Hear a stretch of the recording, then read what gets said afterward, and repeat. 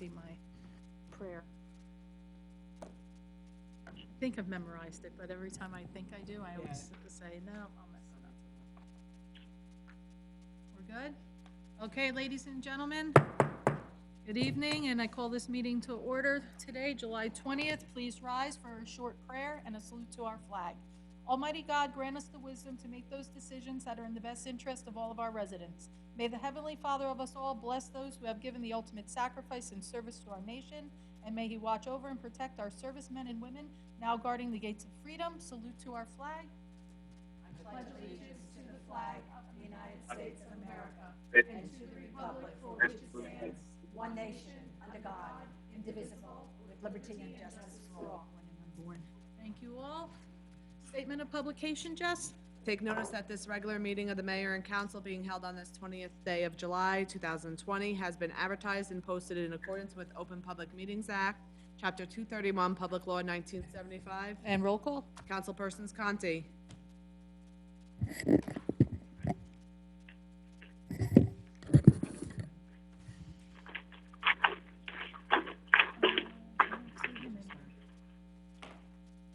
Councilperson Conti, you there? Yeah, I don't see him in our, so let's see if we can get him on and we'll move on and come back to him. Delina? Here. Enriquez? Mar? Here. Novak? Here. Roberts? Here. Our professionals, the business administrator, Present. CFO, Here. engineer, Here. attorney. Here. Okay, and we'll see about getting Councilman Conti back on that line. So with that, we'll move to the approval of our prior minutes. Council President Novak? Make a motion to approve, subject to corrections, the agenda meeting of regular agenda June 22nd. Is there a second? Second. Roll call, please. Councilpersons Novak. Yes. Conti, are you there? Delina. Yes. We switched phones. He's on 6436 now. Thank you. Okay, yes on the approval of minutes? Yes, from Vince, yes. Okay. Mar? Yes. Roberts? Yes. Okay, and that brings us then to our presentation today. We have representatives from HomeServe, I believe, are on the line to give a presentation. I see a hand raised here. So I'm going to assume that is one of our HomeServe representatives. We'll bring you into the public session, and we'll just ask that you please identify yourself, and then you can begin your presentation. So if the... Hello. There we go. Okay, we can hear you. I'm hopeful that you can hear us, and you can begin your presentation. Right. Good evening, Madam Mayor and council members. My name is Monica Vestale. I am the Account Management Director for HomeServe. I wanted to thank you all for your time tonight, and I hope that you and your families are staying safe and healthy during these very unprecedented times. In your packet, there is a presentation that I thought I would start with a brief introduction to HomeServe and then jump right into the overview of our partnership. Does that sound good for everybody? That's perfect. We have our packets here. Is the public able to see that packet also?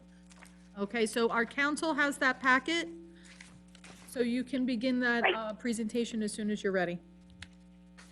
Right. So because I'm on the phone, I'm not actually going to go page over page. I'm going to provide an overview. So at any time, please stop me with any questions, or we can leave the questions for the end. So I'm going to jump right in. Operating for over 16 years now in the U.S., HomeServe is an independent provider of home repair plan solutions. Today we service over 4 million customers and partner with over 700 municipal and utility companies. Our main goal with working with these partners is to really help educate homeowners of their responsibilities when it comes to the service lines and other systems in their home. We have an A+ rating with the Better Business Bureau. You want some? Oh, it's salad. Just for one Sorry. second, if you don't mind, I think somebody has to go on mute because we're getting a little bit of feedback or possibly an order. So That sounds delicious. it surely does. So I don't know if they can hear me, but please, double check and make sure between our professionals and our council people on the line that you're on mute. All right, I'm sorry about that. You can continue.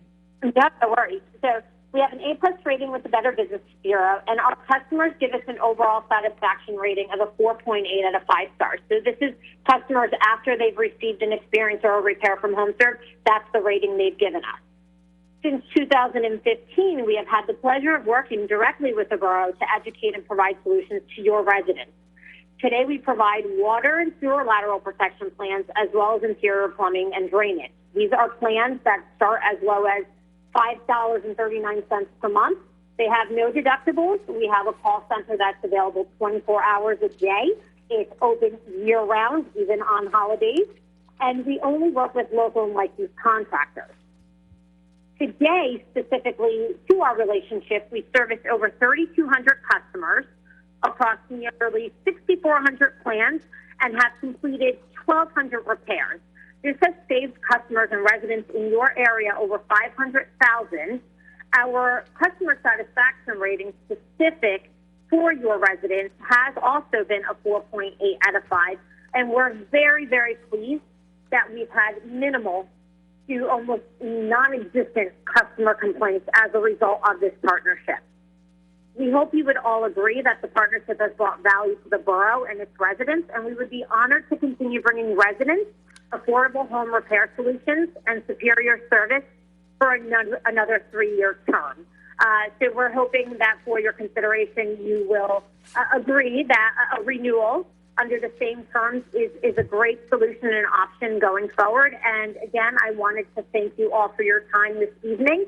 And with that, I'll open it up to any questions as it relates to the partnership and program. Okay, thank you very much for that overview, and I don't know if any of the council has any questions? I have 2 questions. First, this is an opt-in for our residents, an opt-in program. Actually, Yeah, they yes. send you letters and you have to respond in the affirmative.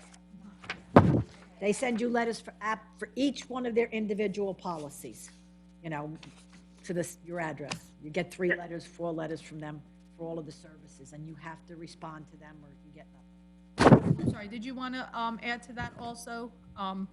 Our rep? Yeah, I think that was that was Becky, and she's absolutely right. So we will send out direct mail letters to residents. All of our letters that go out to your residents are approved by the borough. Nothing goes out without your approval, and all of our program plans are an opt-in. If the customer wishes to enroll, they will fill out the application form or call us to enroll, and we'll get them enrolled in our plans. We bill for those policies, and we send them their renewal notifications annually. Okay. At any time, also, a customer can cancel their plan, and they would receive, a refund or a prorated refund. Okay, and my other question is, this is a 3-year contract or 3-year partnership. Does that mean that the exclusive access to our residents is through this company for this type of service for the next 3 years? Correct. Although I have been solicited from other companies, but it was never endorsed by the borough. Right. Because we have inspected this particular company and did a lot of the due diligence that a homeowner would normally have to do. So with our due diligence, we know that this is a good company. I have been personally solicited, so I'm certain other people have, Yes. directly from companies. But since I know that this company, I would have to go and do the due diligence with the other companies. So that's the only benefit they have.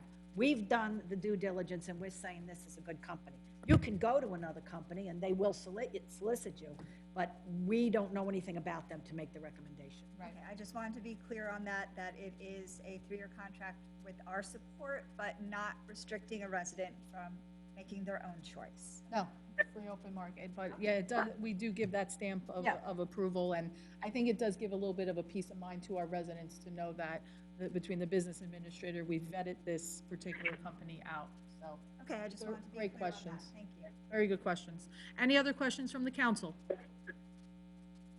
I have a question. This is Councilwoman Marr.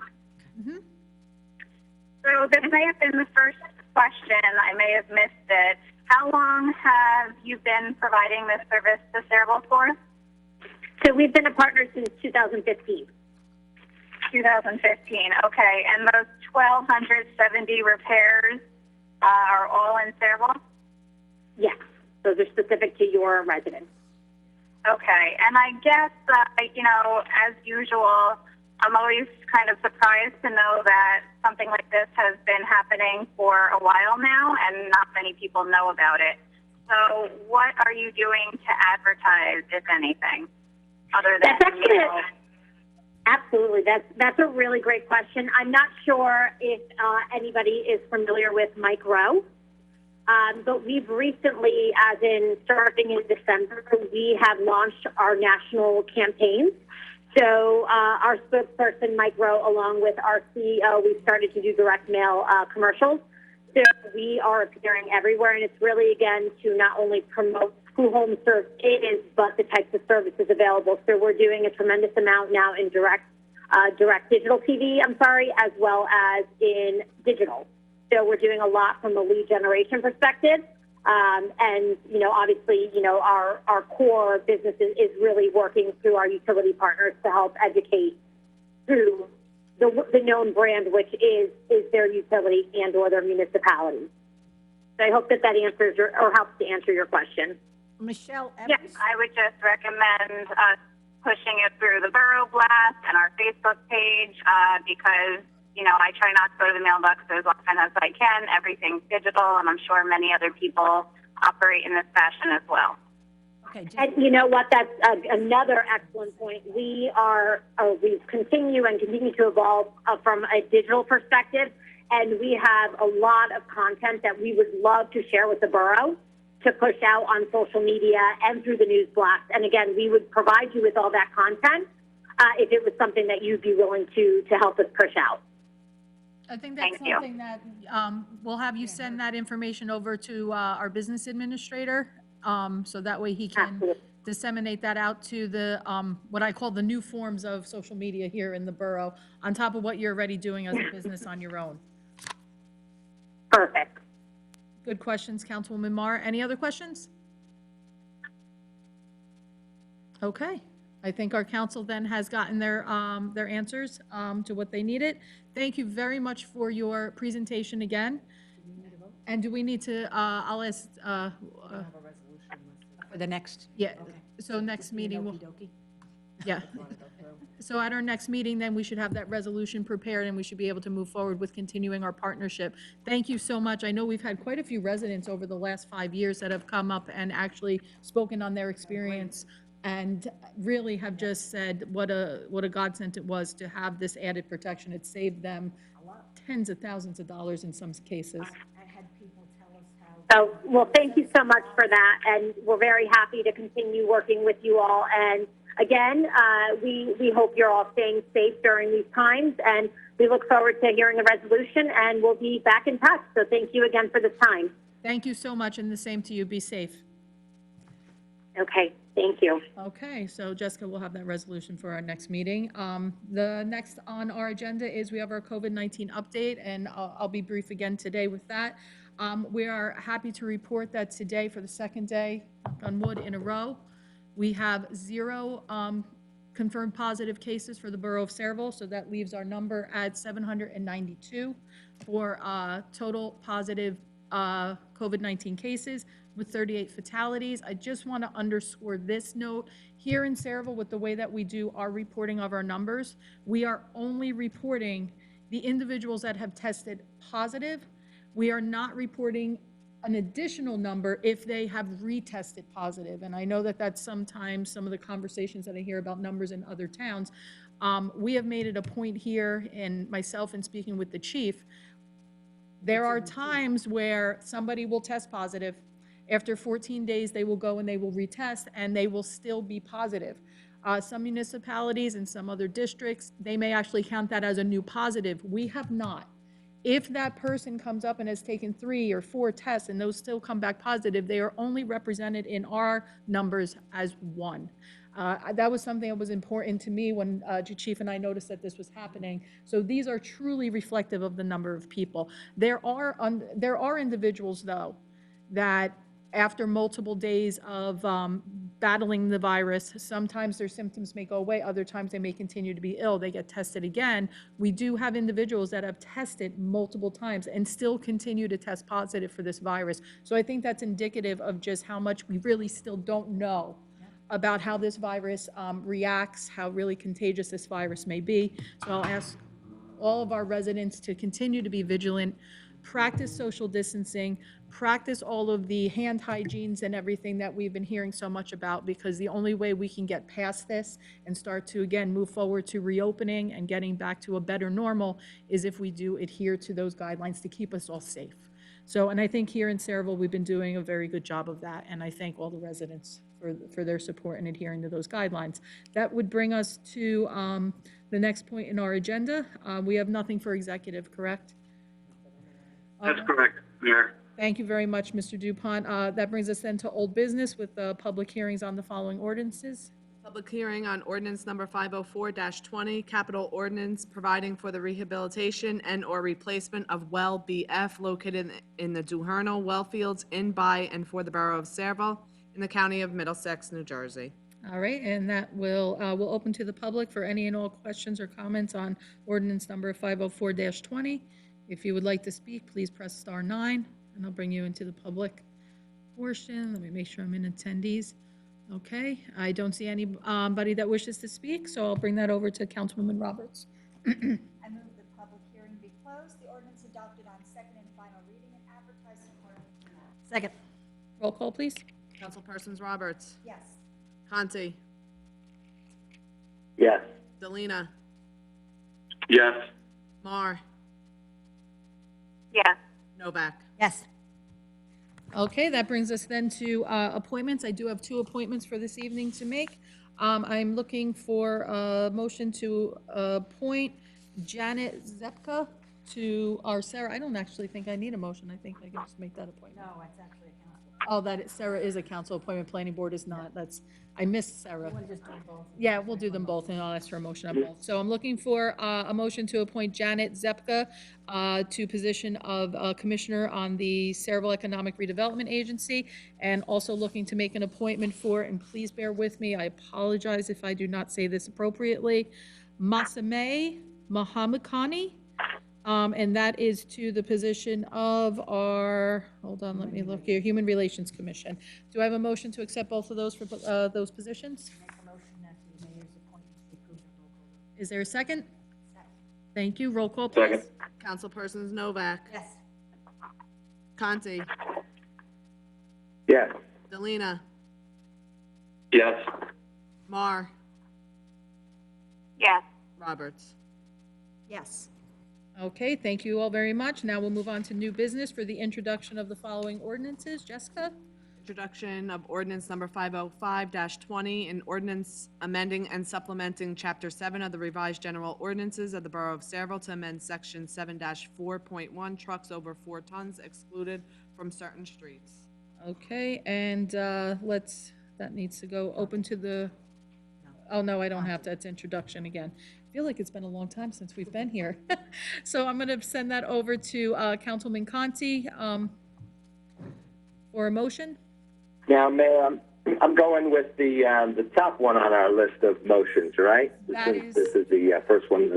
That is correct. That's the introduction motion. You are correct. All right, good. So I move the ordinance be approved on first reading, advertised according to law, and a public hearing to be held on 8/17 of 2020. Perfect. Second. Roll call, please. Councilpersons Conti, Yes. Delina, Yes. Mar, Yes. Novak, Yes. Roberts. Yes. Well done, Councilman Conti. Good work. That's going to bring us to our next you. one. Jess? Ordinance number 506-20, bond ordinance amending Bond ordinance 376-17, finally adopted October 17, 2017, by the Borough of Saraville and the County of Middlesex, State of New Jersey, in order to provide for a change in the improvements authorized by such ordinance. And that will go to Councilwoman Roberts, please. No, it's only introduction. Okay. I move the ordinance be approved on first reading, advertised according to law, and a public hearing be held on 8/17/2020. Second. Roll call, please. Councilpersons Roberts, Yes.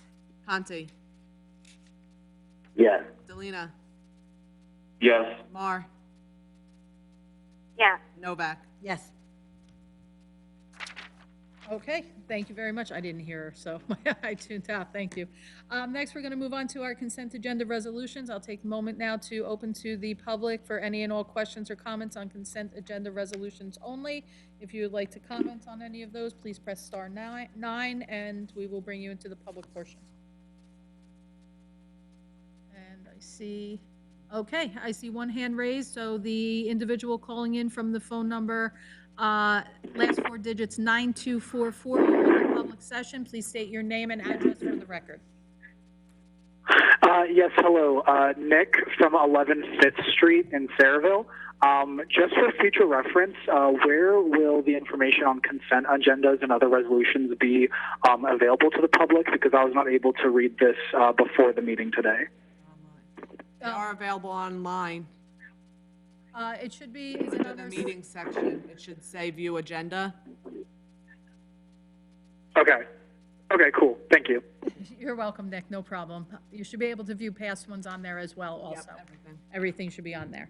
Any other questions from the public in reference to consent agenda resolutions only? Seeing none, I'll ask for a motion. Will the public portion be closed and the consent agenda resolution should be approved on roll call? Is there a second? Roll call, please. Councilpersons Novak, Yes. Conti, Yes. Delina, Yes. Mar, Yes. Roberts. May I just have note on one of the bills on the list that I want to question, ANTHO 015, on the bills to pay? I had some questions from residents on that. Denise, you there? I'm here. What was the, Yeah, what was the number? who's the vendor? It's on the bottom of the first page of detail. It's ANTHO 015. It's for the communication services. Just some detailed questions about the bill. I think the contract is monthly and the total doesn't add up. So I'm wondering if it is prorated for any duration. And the other is that it looked like it was made out to an individual rather than a corporation. I want to make sure that it's an individual rather than a corporation, so we're not responsible for hiring a person as opposed to a company. Right, it is for an individual as opposed to a company. And we have a social security number to 1099 at the end of the year of the person. I believe, and I apologize, I don't have the purchase orders right here in front of me, but I believe it was for additional services that were done by the individual during that period of time. I will definitely look into it further tomorrow, and I will send you an email on that. But I believe that was what it was for. Okay, thank you, Denise. And is there a reason why it's a 1099? Is that a independent contractor? 1099 would be an Independent. Independent contractor as opposed to a Yes, corporation? and that's what this individual is considered, an independent contractor. Okay, thank you. You're welcome. Anything else, Council? No, that was the only, Okay, Got a, and then you and have that's to- a yes. Okay. Thank you, Councilwoman Roberts. At this point, we'll open to the public for any and all comments. If you would like to speak, please press star 9 at this time. Okay, seeing none, I'll ask for a motion. Oh, hold on, I did see one. Hold on a second. So, the individual calling in from telephone number 9244, please state your name and address for the record. Yes, again, this is Nick from 11 Fifth Street. Just as a question, is this for comments about anything revolving around the town, or is this about a specific topic, just before I actually present my question? No, this is open, so now you can ask any question. It doesn't have to be pertaining to the resolutions or anything on the agenda. So now's your time, Nick. Okay. Okay, thank you so much. I really appreciate it. I'll keep it really short to respect everybody's time. So I have two main questions, but I'll make sure to keep them very short and to the point.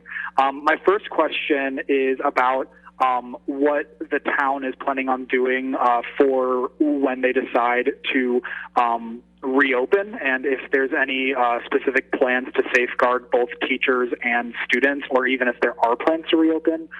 So that is my first question. And then my second question has to do with future budgets.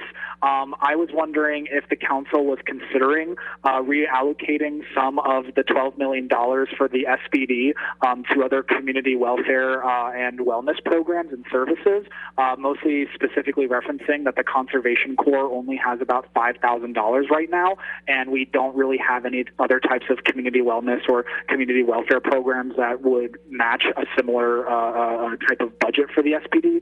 So those are my two questions. If what's the plan for reopening schools, and then if the city is considering reallocating funds from SPD to community welfare programs. Okay, so hi, Nick. I'll definitely answer your first question for you.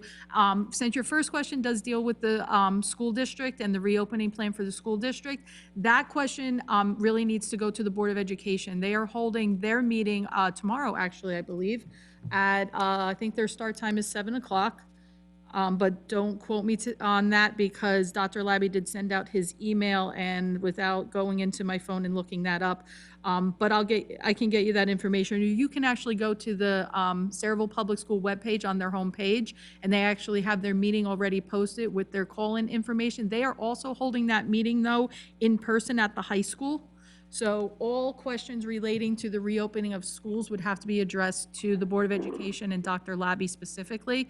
I did reach out through Mr. Frankel, Dan Frankel, our business administrator, to speak with Dr. Labby as he was putting together what the state required him to do as far as a reopen plan, to see if he needed assistance or help from the governing body. At this point, I believe that Dr. Labby is keeping that plan and keeping that process to himself, so he declined that assistance at this time.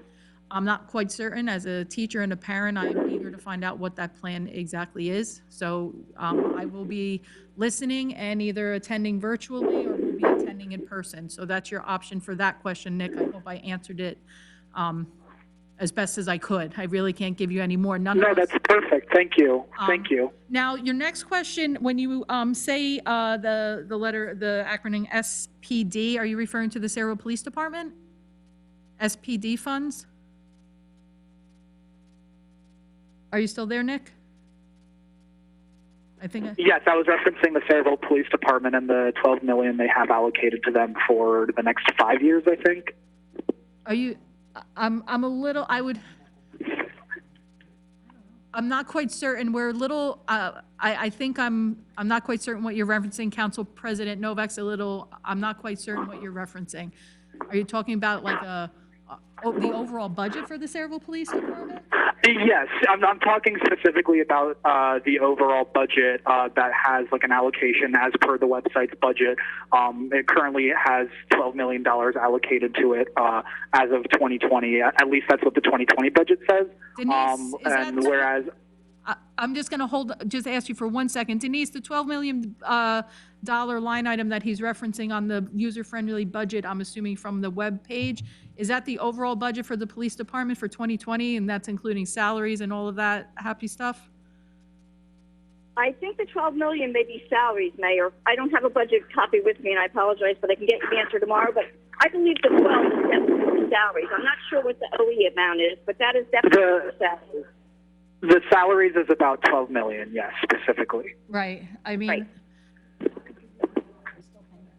yeah, I don't, having said I'll that, be honest with you, we unfortunately can't reallocate if that is the total amount of our salaries under our budget line item, unless we don't want to pay our police, I don't think we can reallocate that. Am I correct, Denise? Mayor, you are 100% correct. I definitely think that would be an issue. I mean, so, and it's not something I think we can legally do, is to turn around. Well, I'm not asking that for like right away, right now. I'm not saying to not pay the officers currently as per the budget says. My question was specifically saying that for future budgets, when their salaries and overall allocations are being considered, if the council is considering reallocating an amount of those funds to programs like the Conservation Corps, the Land Use Management Commission, the Environmental Commission, maybe even trying to set up like a behavioral health commission in the city, trying to see if there are ways to reallocate potentially more than $12 million, since that was only referencing salaries. My question is not about right now in 2020. My question is about future reallocations of the budget. Well, I'll try and answer just a little bit. I don't think this is probably exactly where you're going, but I will say one of the things that I'm proud of with our police department is last year we created, was it last year? Yes, last year we created a community outreach department within our police department. Last August. I knew it was, I didn't know if it was quite at that year yet. And I'm very proud to say that we moved forward with that actually at the request of our police department, because they wanted to be able to provide more outreach into our community. And it's that actual department that helped us to actually put into motion during this pandemic our food drive that included our Sunday meals, that included, I can't even tell you what our officers and our police auxiliary did as far as our outreach. It actually made it onto the news. This whole division is actually just to reach out to the residents. They do National Night Out where they meet the residents. They do coffees. Coffee with the cops. With the cops. And all of our school is all through this department. One of the other great things that we do here through our police department is the way that we actually partner with our Board of Education in order to bring not just SROs into a building to give that feeling of protection, but actually to interact and to work with our young people at the middle school, high school, and even at the elementary level. I think that Saraville is very unique with what we are able to actually do as far as our outreach to the communities in all different areas. But of course, there is always room for improvement. So that has been some of the conversations that we have had with the chief. I think Councilman Conti, he's actually our public safety liaison. And I know he has had a lot of conversations just recently with our police department and some of our other agencies in reference to public service, human health, and our public awareness. We also have a fabulous Human Relations Commission that I think actually probably covers some of the things that you're also asking about with the way in which we go out and present different things to our community, especially when it comes to inclusivity and diversity. One of the things I was going to mention in my mayor's minutes was the fact that we just have a beautiful sign that was put out on Ernston Road. Our Human Relations Commission put together, gorgeous job. So we're moving forward. We're trying to be, proactive and try to be leaders in a lot of different ways here through our police department. So without being able to give you more direct information about what the future holds as far as our budgeting for the Saraville Police Department, the 12 million, like we know, is obviously allocated for those salaries, but we're always looking for different ways to reallocate and get the most out of our budgetary monies. Yes, and I genuinely appreciate the answer that you've given me, and I wanted to say thank you so much for that answer.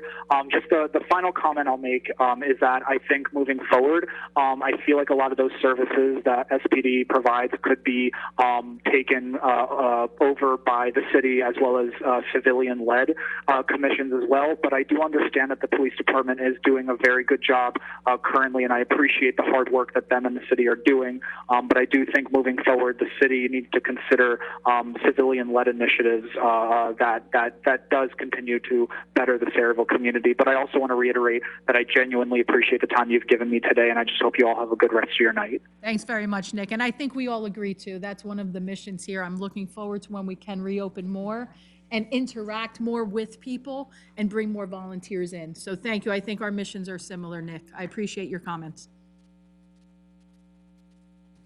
Okay, anybody else from the public that wishes to speak at this time? All right, I don't see any additional hand raises, so at this point I'll ask for a motion to adjourn. Or close the close the public, public portion. I'm always one ahead on that one. Motion to close the public portion. Motion to close the public portion. Is there a second? Second. All in favor? Second. Motion to adjourn. Aye. All right, is there a motion to adjourn? So moved. All in favor? Aye. Any opposed? Aye. All right, ladies and gentlemen, I will just take a couple-minute break here for anybody that needs to just, run to the ladies' room real quick, so about maybe 3 minutes or so, and then we'll reconvene with our agenda meeting. How ironic, I get the phone call right as we adjourn, and I definitely know they're not on the call, so. Nothing.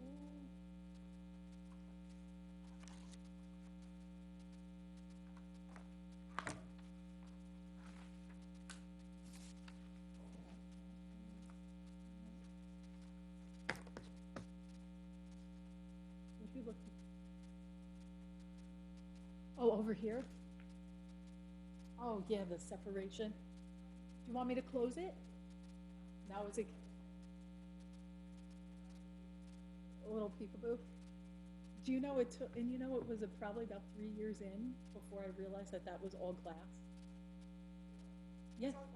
Well, it's not all, but right here. Yeah, I had no idea until I went out the one day. Well, yeah, that's what,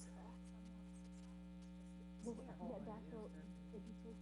that door, then there's a door there, and then that goes down. See, I thought there was an opposite office on that side.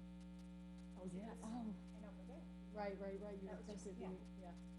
It never dawned on me. I knew, we've gone in there a million times for exec session, I always saw the door there, and it just never dawned on me that, oh, yeah, the exit is right down there also, so. You learned something new. Yeah, I'm sure there's probably, is there an attic here too? Do you have an upstairs? Well, to get to the roof, it's The roof. Yeah, and I only knew that one day because I think Tom was doing work there. I'm like, where did he go?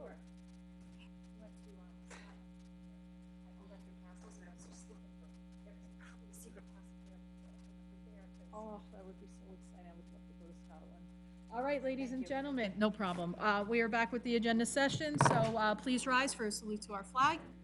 Once again, I pledge allegiance to the flag of the United States of America and to the republic for which it stands, one nation under God, indivisible, with liberty and justice for all. Okay, ladies and gentlemen, statement of publication again, Jess? Take notice that this agenda session meeting of the mayor and council being held on this 20th day of July, 2020, has been advertised and posted in accordance with Open Public Meetings Act, Chapter 231, Public Law 1975. And thank you. Roll call, please. Councilpersons Conti, Here. Delina, Here. Enriquez, Mar, Here. Novak, Here. Roberts, Yes, here. and our professionals, the business administrator, Present. CFO, Here. the engineer, Here. attorney. Here. Okay. All right, ladies and gentlemen, any questions on old business, ordinance number 505-20 or 506-20? Okay, moving on then to new business, communication committee reports, administration and finance. Councilwoman Roberts, please. Aye, minutes and departmental reports to receive and file from the municipal clerk and the CFO's investment activity report for June 2020. Can I have a motion? Second. Okay, you may continue. Applications for bingo raffle licenses for Zeta Phi Beta Sorority Omega Mu Zeta for a Tricky Tray, Sayreville Touchdown Club for an on-premise 50/50 August 15th, and Sayreville Junior Bombers to conduct an off-premise draw on October 28th. Any objections? Okay, Application to amend a raffle license by St. Stan's to conduct the on-premise 50/50 August 27th, 28th, and 29th. any comments or objections? Okay, Notice of public hearings filed by Jersey Central Power and Light on petition filed with BPU to establish new rate component of its rider, and on a petition filed with BPU requesting changes in its manufactured gas plant remediation charges. that's received. Do you have a Receive and second? file. Second for Council President Novak, thank you. And tax appeals for Verizon, Christian Whitehead, US Bank and Trust, ESB Rentals, Trinity Development, RFS Enterprises. Referring to council. Okay, any questions? We're good? And to approve authorization for tax collector to refund taxes in the amount of $5,942.81 for a 100% disabled veteran tax exemption. And this one we need a resolution for, Jess? Yes. Okay, any objection? No? Okay, so we'll have that for next meeting. Thank you, Jess. Anything else, Councilwoman Roberts? Yeah, I do have a couple of things. First, I want to thank our finance CFO, Denise Biancam. Denise, I always destroy your name. I'm so sorry, Danielle, and your team for getting the COVID-19 CARES Act dollar amount in excess of $141,000 for our COVID activities for this quarter. Great job. Honestly, that is not an easy feat, and I agree. Thank you so much, ladies. That was great. And I do want to recognize, I don't know if anyone else on council got the letters from Kathy, Teresa, Tracy, and Maria regarding the guidelines for mask wearing. And they asked that this is voluntary. And I think most of us do that, but I do see their point that there is a point where you have to balance freedom and safety. And there are some of us that believe that we're going to put freedom over safety. Even though we're going to follow the rules, we just want to make sure that it doesn't go overboard with regulations as opposed to guidelines. And Mayor, I did recognize that earlier today. You did state that they were guidelines, and we are doing a great job in Sayreville following guidelines. I would hate to think that it goes further into the other side of demands, requirements, or having people arrested for not wearing a mask. So most of us are following those guidelines. I just wanted to make that distinction and recognize those residents that did write in with their concerns. I don't think I saw them, but maybe I did. I'll be honest with you. Okay, and also in just a comment, in light of the pandemic, there's the belief that the close quarters are dangerous, which is why we're not going indoors, we're keeping 6 feet apart. It might be an interesting time to reevaluate high-density housing and having people smashed in together if that's going to cause a problem in the future. Just something to consider, because the hot spots are always in those more high-densely populated areas. And we are considering and actually moving towards building a lot of high-density housing in Sayreville. Most of the ordinances that I see coming across now are planning apartments rather than ownership or houses or anything with space. So that's something that concerned me before the pandemic. I just have one additional reason to be concerned about it. So I just wanted to add those things that I've noticed and concerns that I've heard. So thank you for your time. I appreciate it. All right, thank you, Councilwoman Roberts, and we'll move on to planning and zoning. Councilman Delina. Thank you, Mayor. I move that the following minutes and departmental reports be received in files numbers 1 through 4. Is there a second? Second. Thank you so much. Anything else? Yes. Oh, nothing else with the meeting, with the department meeting and departmental reports, but B, the notice of adjacent community property owners numbers 1 through 4 received in file. Second. Continue. C, received from the planning board resolutions which was memorialized on July 15, 2020 in OEG building materials, preliminary and final site plan, block 9, lot 1, 6001 Bordentown Avenue. And then D, authorization to waive borough permit fees for the renovation of the men's bathroom at PSW, number 4699, approve or deny. Okay, any comments or questions on that? No? Okay. I think it's a good idea. They contacted me, and I told them to send a letter to the clerk, who immediately got it on the agenda. And thank you, Kevin. Yep. Thank you so much for that, Kevin. No objection then to that. Anything No else? problem. Committee No, reports. just progress. Thank you. Thank you, Councilman. Public safety, Councilman Conti, please. Thanks, Mayor. I'd like to move the following minutes reports be received and filed. Municipal court report for the month of June 2020. Board of Health Registrar and County reports for the month of June 2020. And the Police Department report for the month of June 2020. Second, thank you. You may continue, Councilman Conti. All right. Thank you. Also have some coin toss requests for the corner of Washington and Ernston Road. Received SWNS HS boys basketball team December 12th. Fayetteville AA Track and Field, September 12th and 13th. Fayetteville Soccer, September 26th and 27th. Fayetteville Junior Bomber Cheer, October 10 and 11. And Fayetteville Junior Bomber Football, October 24 and 25. I'd like to approve those requests. Any objection? No objection, you may continue. All right. We did receive a letter of resignation from, as firefighter, received from Ryan Towers with Engine Company Number 1, as well Matthew McGaw from Engine Company Number 1, and Vincent Gambardella from President Park Fire Company made a life member, and as well Stephen Gianetto from President Park Fire Company was also made a life member. Second. Thank you very much. You may continue. All right. And the last one, received a request from residents of Dunlap Drive to hold a block party on August 27th, 10 a.m. to 11 p.m. I'd like to approve that one as well.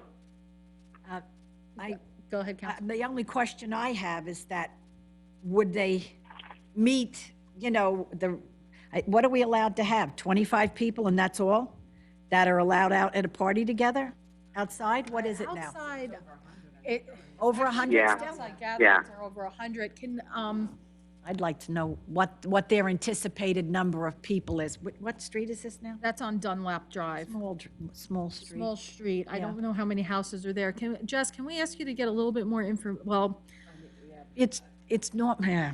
I mean, this is one of those things almost that I feel like a lot of times when people call us about these types of questions, we usually make a phone call into our the governor's office in order to get a little bit more clarity on what we're doing with these things. I'll be honest with you. I mean, can we just approve it pending that they follow all the governor's guidelines? See, and this is one of those cases that I see, sorry, this is one of those cases where I see we punish people for giving us a heads up rather than asking for forgiveness later. Well, it really requires a heads up. They want us Yeah. to close the street. This one's. That's why we're getting a heads It's that up. kind of street that it would require a closure, that they couldn't have done it without. Yeah, Any we block have party, several. They have to. We usually have about 6 or 7 blocks in town that ask us, and we literally close off an entire section of street, and the whole party is out in the middle of the street. So this is the first one this year, maybe only going to be the only one, probably, because they're asking for this for November. And did they August. go through, usually they have to ask the neighbors and everything like that? It's usually a sign-up sheet. Let me just pull it, verbals, because I didn't go. I know they've done this in the past before. A lot, Oh, yeah, We've year. done it every year. every year. But things are different now, so I don't know if the And things may even be different on August 22nd. I know. We know. What she said is that she got verbal confirmation from all homes over the weekend that they can use their signature from last year and that they are agreeable to close the block on August 22nd.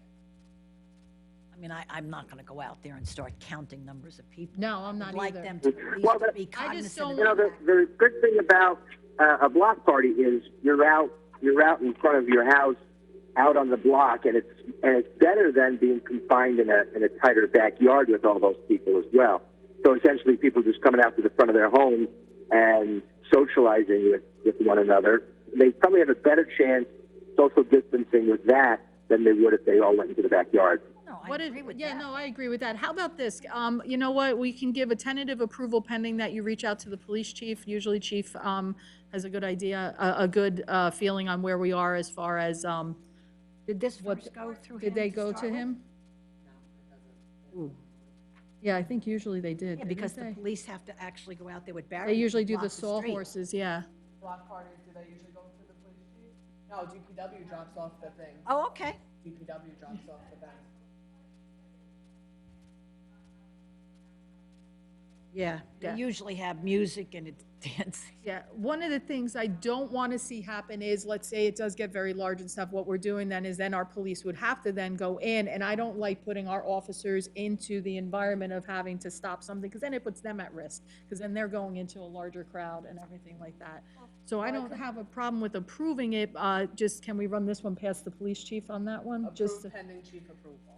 Yeah. And since they have a positive track record, I think we can probably trust our residents and neighbors to do the right thing. Yeah, they said they're toning it We down. hope, and they said they're toning it down. Like I said, I'm erring very much on the I love side these of caution things. here, and making sure that our chief is comfortable with that as well. I think that's, Pending chief approval. anybody have an issue with that we can Yeah. approve pending? I wouldn't go out there and say, ooh, you've got. No, Is that the area? Is that the area behind? Is that by the Wawa? No, No. no. By Albert Drive. Yeah, Yeah, Haven Terrace, Haven Terrace over in that area, Frederick. off of Board. They're I calling remember one of the all the neighbors. streets in there.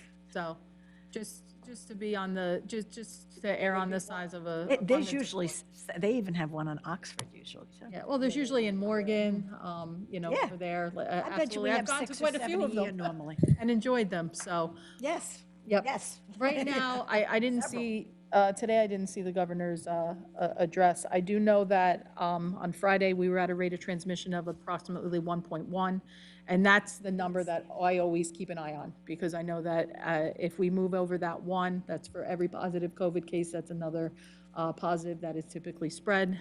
So I didn't see where we were with our numbers on that, and we do know that large gatherings, that does, allow for additional spread, so. It seems to me that they've already started to consider this by Yeah. not going knocking door to door to get signatures and stuff like that. So they already have a lot of this in mind. Yeah, I think they're probably in good standing anyway. Yeah. Like I said, They're so. toning it down. They're already, trying. Yep. No DJ, nothing like that. Sounds good. All right, anything else then? Just briefly, I just wanted to say that I've, as the council liaison to public safety, I had been out to see the chief of police the end of May, just to talk and just to get acquainted with things that are going on over there. They were gracious hosts. It was a real good meeting. Over the weekend, I also went out to speak with the Madison Morgan First Aid Squad, Don Riley over there. He was also very informative, gave me a good overview of what was going on, how they run their house over there, some challenges, some things they'd like to see. So we're going to keep the dialogue open. I'm going to get out to see at some point the Sayreville squad as well, just to get out there and and see what they're feeling. Any thoughts for improving community relations, improving services, things of that nature. So I'll, as that moves along, I'll have future reports. But I just want to let you know, most recently I was out to see Mr. Riley, and it had a very good visit with them. Nice guy. Yes, very good. Don is a great guy. That's it for me. Anything else? Yeah, that's it for me. Anything else, Councilman Conti? That is it. Thank you. Thank you very much for that report. Number 2 on recreation, is that Councilwoman Marr? Councilwoman Marr, would you mind reading Councilman Enrique's recreation report for me, please, if you have that handy? Sure. So, well, the actual report I have, I moved to receive and file the minutes and departmental reports Correct. That's for the month of June 2020. correct. That's what I'm looking for. Is there a second for that? Second? Thank you very much. And next? An application for special event received from Brick House Bar and Grill to hold the car hop with food and a solo entertainer on August 2nd and September 12th with rain dates of August 9th and September 13th. Okay, and that requires a resolution also, Jess, and that will be prepared for us at our next meeting? Because that's, I think, going to pass a couple of these dates here. Yeah, it's gonna. Okay, we'll just, we can approve it. Let's take an official vote. We'll approve it now, and then we'll just memorialize it with the resolution. There we go. So, let's do, we'll need to have, just a motion, Michelle, just make that a motion. so, Would I like to make it a motion? yeah, so all you'd have to say then, I'd make a motion to approve the application for special event for Brick House Bar and Grill to hold a car hop, with solo entertainer on August 2nd. And do we want to include all the rest of the dates? Yeah, we might as well. We might as well, and the rest of the dates, so you can say, Say- Okay. say so moved. I make Say a so motion moved. to Just say so moved. So moved. Is there a second? Second. All in favor? Aye. Do we need a roll call for that or no? Okay, any opposed? Wonderful, okay, that takes care of that. So the resolution then will be to just memorialize what we've just done for our next meeting, correct? Jess, thank you. All right, anything else, Councilwoman Moore? I think we got one more thing. Yes, C says letter to receive. I move to receive and file the letter received from Regina Mako, resigning from the Human Relations Commission effective June 4th, 2020. I'd like to thank her for all her services. Absolutely, thank you for all our services. Can I get a second on that? Okay, thank you very much. And now you can move right on into Water and Sewer and Environmental, Councilwoman Moore, for your report. Okay, I move, I move that the following minutes reports be received and filed. Water and Sewer Director's Report for the month of 2020. Second. Okay, and committee reports, Councilwoman Moore? Just a few housekeeping things. I forgot to mention last meeting that I wanted to thank Phil Quigley, who before the Memorial Day services, he went out and he painted all the flagpoles and put new flags on all of the memorials. So I just wanted to thank him for his service and his crew. Duly noted, yes. Also, the service request form that we introduced last meeting, 60 service requests have been submitted and 53 were completed. I know a popular one, a neighbor just reported a street light out on a Friday, and by Wednesday they were out. So there are obviously some kinks we still have to work out, but things are getting done. Sounds good to me, very good. Something new, and we're getting some use out of that. Very good. Anything else, Councilwoman Moore? And finally, I attended the July 4th event at Borough Hall, and I was happy to see many people wearing masks and still taking COVID seriously. And it was just an overall really nice ceremony, and I'm happy that all the ceremonies that I've attended over the past month, there's great diversity in this town, and we can support all of them and not have to feel like we have to choose. So I think that's one of the great things about Fairville is how diverse we are. I agree. Hear, hear. Again, that beautiful sign that Human Relations Committee put out, I think says it all, right? You know, different branches, same tree. Anything else, Councilwoman? That's it. Just pertaining to water, I did ask our supervisor to inquire about e-billing as an option so that we could save the borough further costs. And again, like I said, I try to go to my mailbox the least as possible, so I'm sure other residents do the same. I do know that they're working on that process. I think they're working on a little bit of a test send before they can bring it out to the residents. I agree. Anytime we can save some money and, you know. I pay it through my bank, so Yeah, a lot of I people have to do worry that. about shredding it, so if I got it on an email, I can just. Yeah, paper costs a lot of money. You don't realize until you really start to, see that add up. So thank you for that update. And Anything else? that's all. Thank you very much, Councilwoman Marr. That goes next to, why do I always flip this the wrong way? That would be Public Works Council President Novak. Yes, I'd like the following reports be received and filed as listed on the agenda A, 1 and 2. Is there a second? Second. Thank you. And committee reports. Okay, I'd like to thank Stanley Draw, we had a little ceremony on 4th of July. It was very quick, thank the Lord, because it was hot. But just a little bit to say thank you to God, thank you to all veterans. It was very, very nice, and celebrate our July 4th, when we usually have so much more to do. Gave us a little bit of normalcy. Also, not to do with Public Works, but Optimum. I am very, very concerned with the start of the school year, because I don't believe there's a snowball's chance that we're going to go back to full classes, full day. It's going to be either all online or a hybrid of some sort. The complaints about Optimum and their Wi-Fi signals, and these kids, when they're supposed to, they're all on tablets in their house, they don't get a Wi-Fi signal anymore. And we can't even make a complaint to the FCC because they took it out of the FCC's control. I don't know what we can do, but it just seems to me we should at least be doing some sort of resolution, telling them how unhappy we are. And I mean, what they've done too is so many people got sick of the cost for the TV that they said, well, I'm just going to use their internet service. So they raised the cost of the internet service over $100 now. People can't, I'm not even, I mean, our kids really need this right now. They not only need it to be cheap enough so that, I mean, the Board of Education can be paying for everybody's internet service. As they are now, they're being very helpful with loaning out some tablets and stuff. But what good are the tablets if the parents can't afford their internet or their Wi-Fi signal is so crappy? They're sitting there watching things load for 20 or 30 minutes. We're trying to keep these kids involved and interested. I'd like, and I know, Mike, we put an awful lot on you. You did so many good things when you were able to write to FCC, but there's got to be something legal we can do for the residents of this town. And even not just for the complaining about the cost of prices, I am very concerned for this year when it started, because I didn't realize just how bad it is.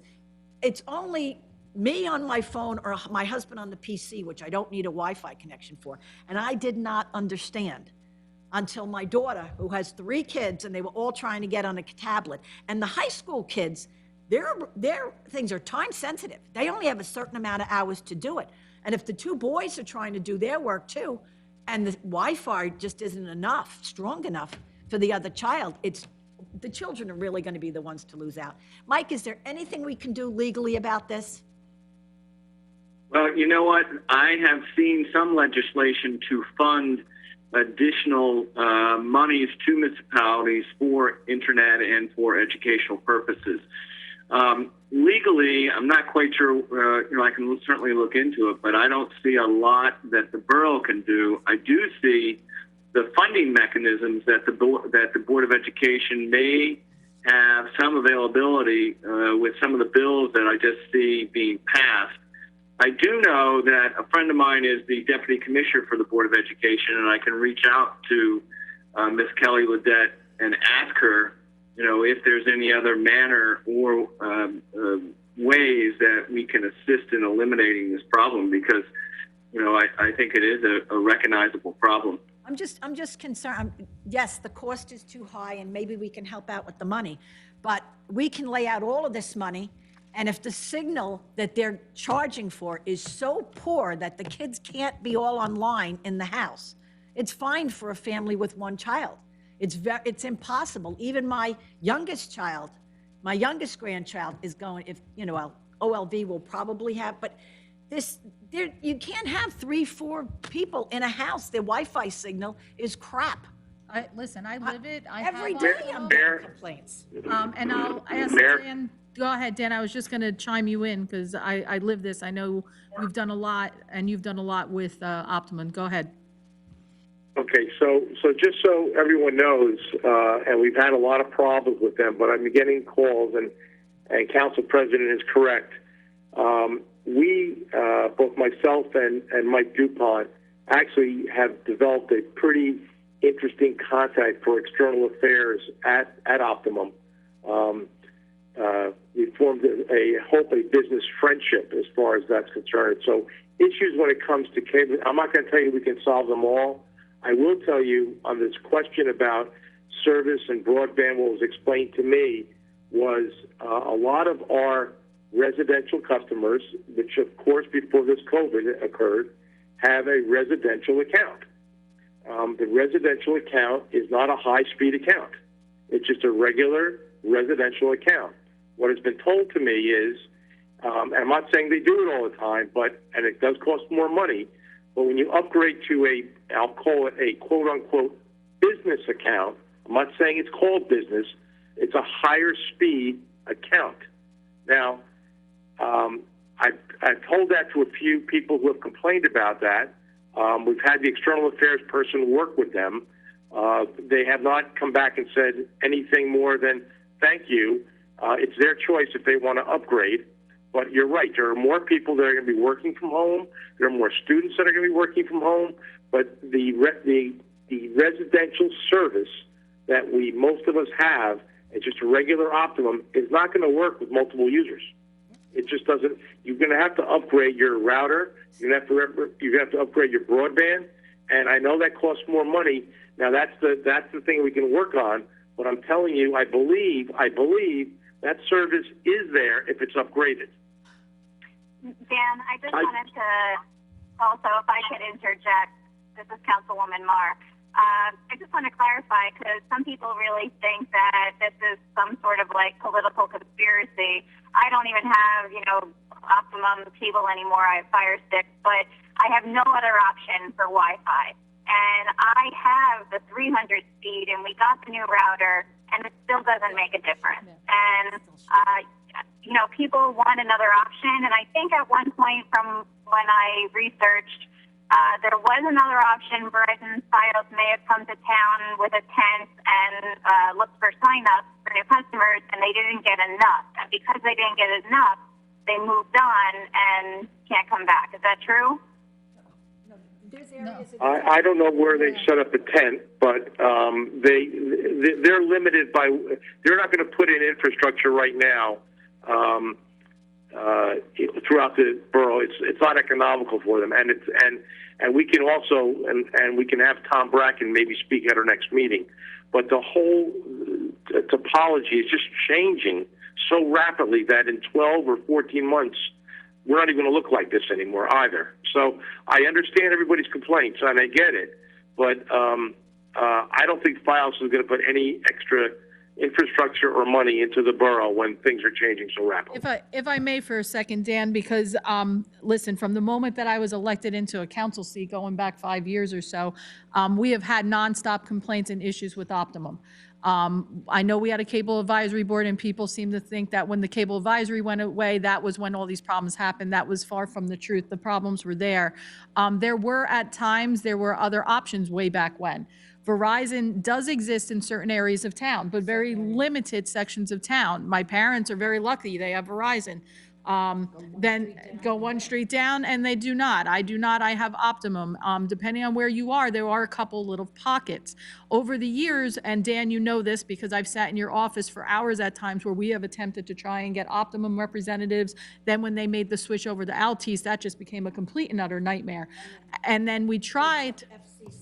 Well, it's now a deregulated. What we found out, Dan and I, in going through and calling 100 different people, they are a deregulated now company. It's a deregulated service, which means the people that we used to lean on that were in these higher positions and were able to go in and say, you can't do this, you can't do this, no longer exist. And it's disgusting that as customers, where do we go from here? To truly say these people have a monopoly over some things, they absolutely do. And then we, as the customer, are held hostage with very little options. And it is beyond frustrating, but it has not been for a lack of trying on the council's part, because I have never reached so many dead ends to the point where myself, with my router and my Optimum box, I have 4 people working at home round the clock at my house and a billion pieces of technology, and I feel the pain. I would wake up in the middle of the night to see all of my boxes saying, turn on. We tried to turn on, it's blank. It's frustrating, and I'll be honest with you, I don't have the answer to this one. They literally have us hostage. One thing I will say is I have friends that live in Freehold, and I was over their house before COVID, and we were talking about the same issues, and because they were complaining, they were trying to get their system up and running. So they showed me their Freehold community page, which was riddled. They could have literally just been mirroring Optimum. So this is not just a Sayreville issue. This is definitely throughout the state, definitely through neighboring towns, definitely county spread. And from what I'm hearing, just all across the board where this is. People are complaining not just that their Wi-Fi is slow, their internet is down. A lot. And they're supposed to be, if their internet is down for more than so many hours, they're supposed to refund the customers a whole day's worth of service, and you're not doing that.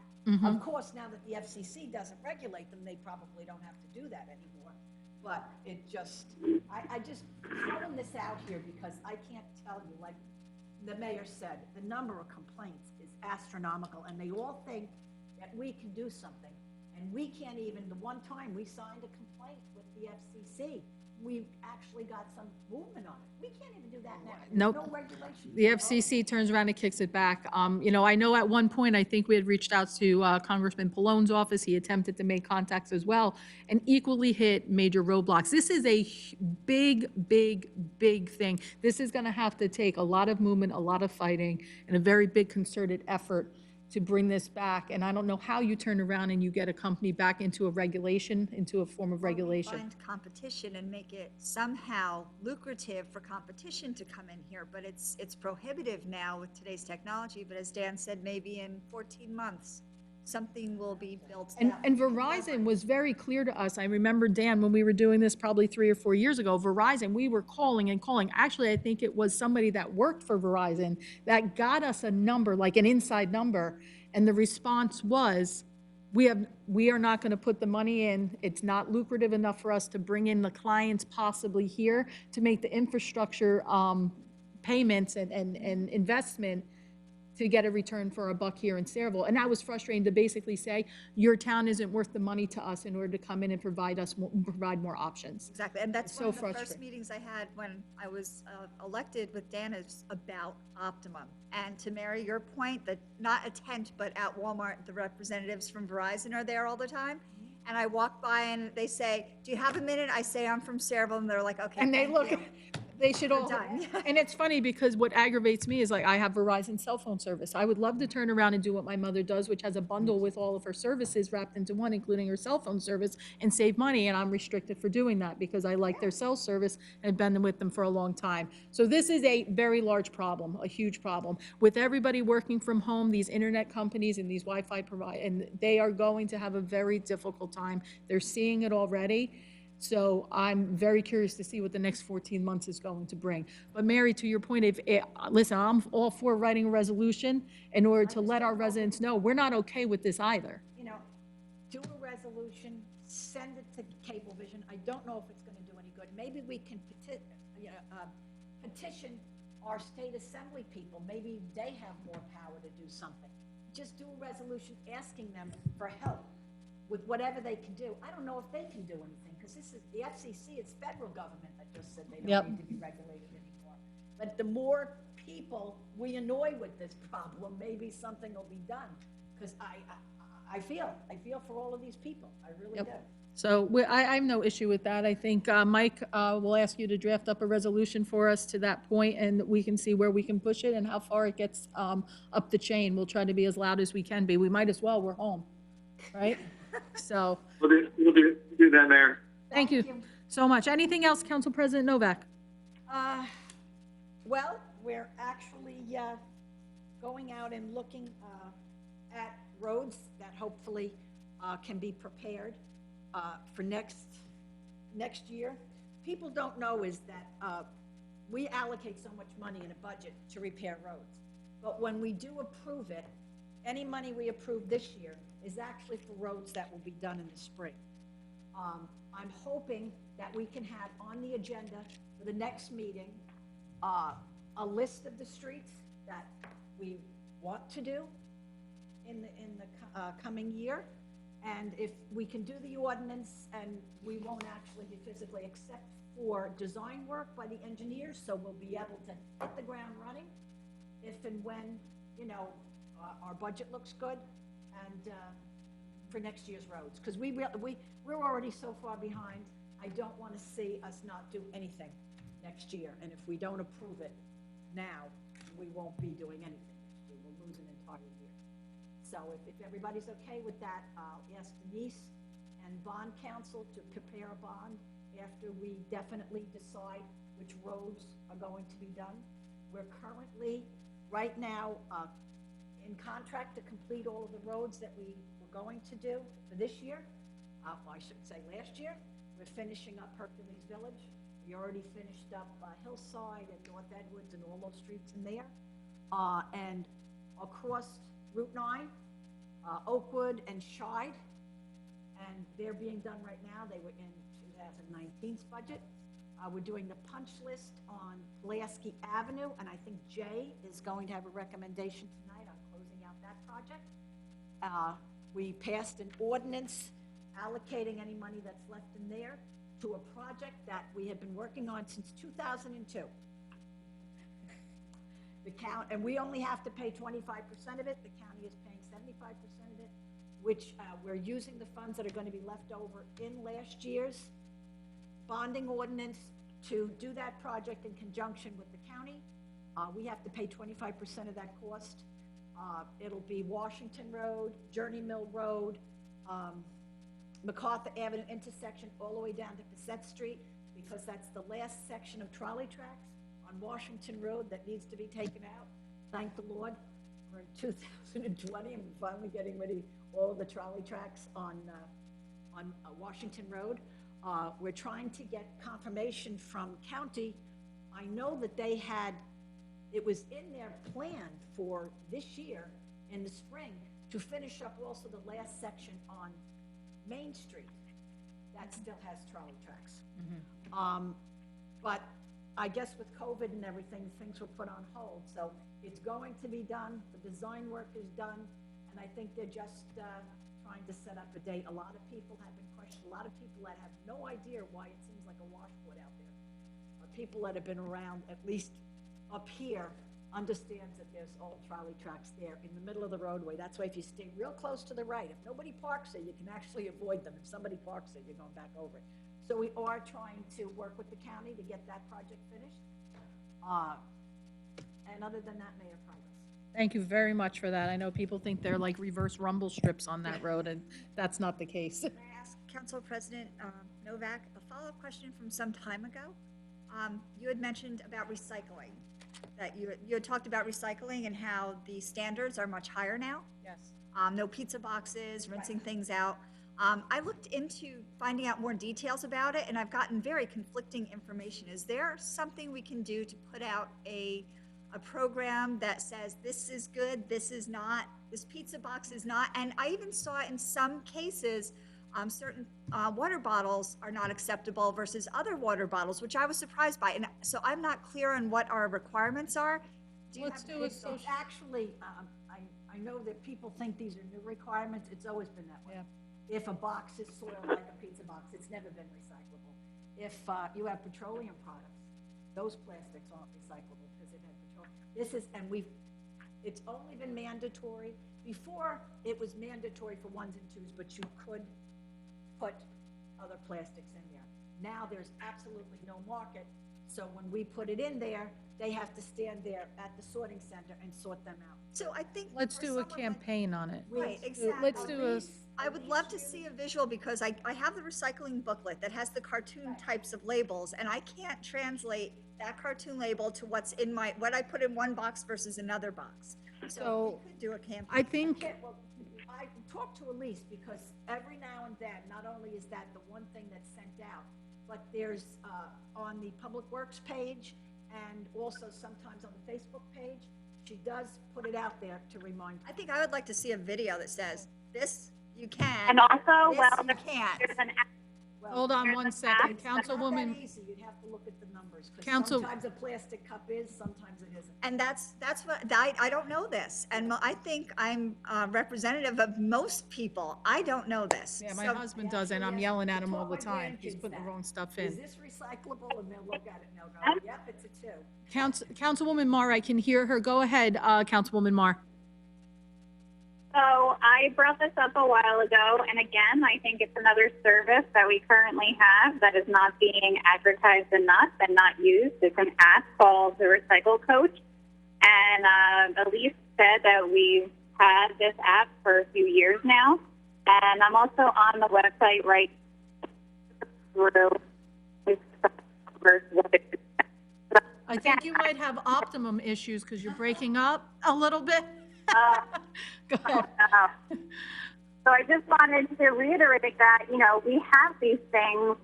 We just need to do a better job at advertising them. But the Recycle Coach app is quite informative, and also going to our website, Sayreville.com, to the sanitation page.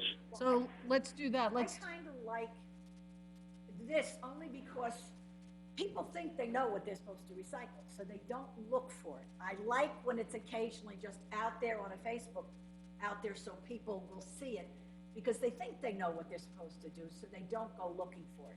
I mean, before COVID set in, we actually, Elise had this group of young people that were trained, and a different section of town,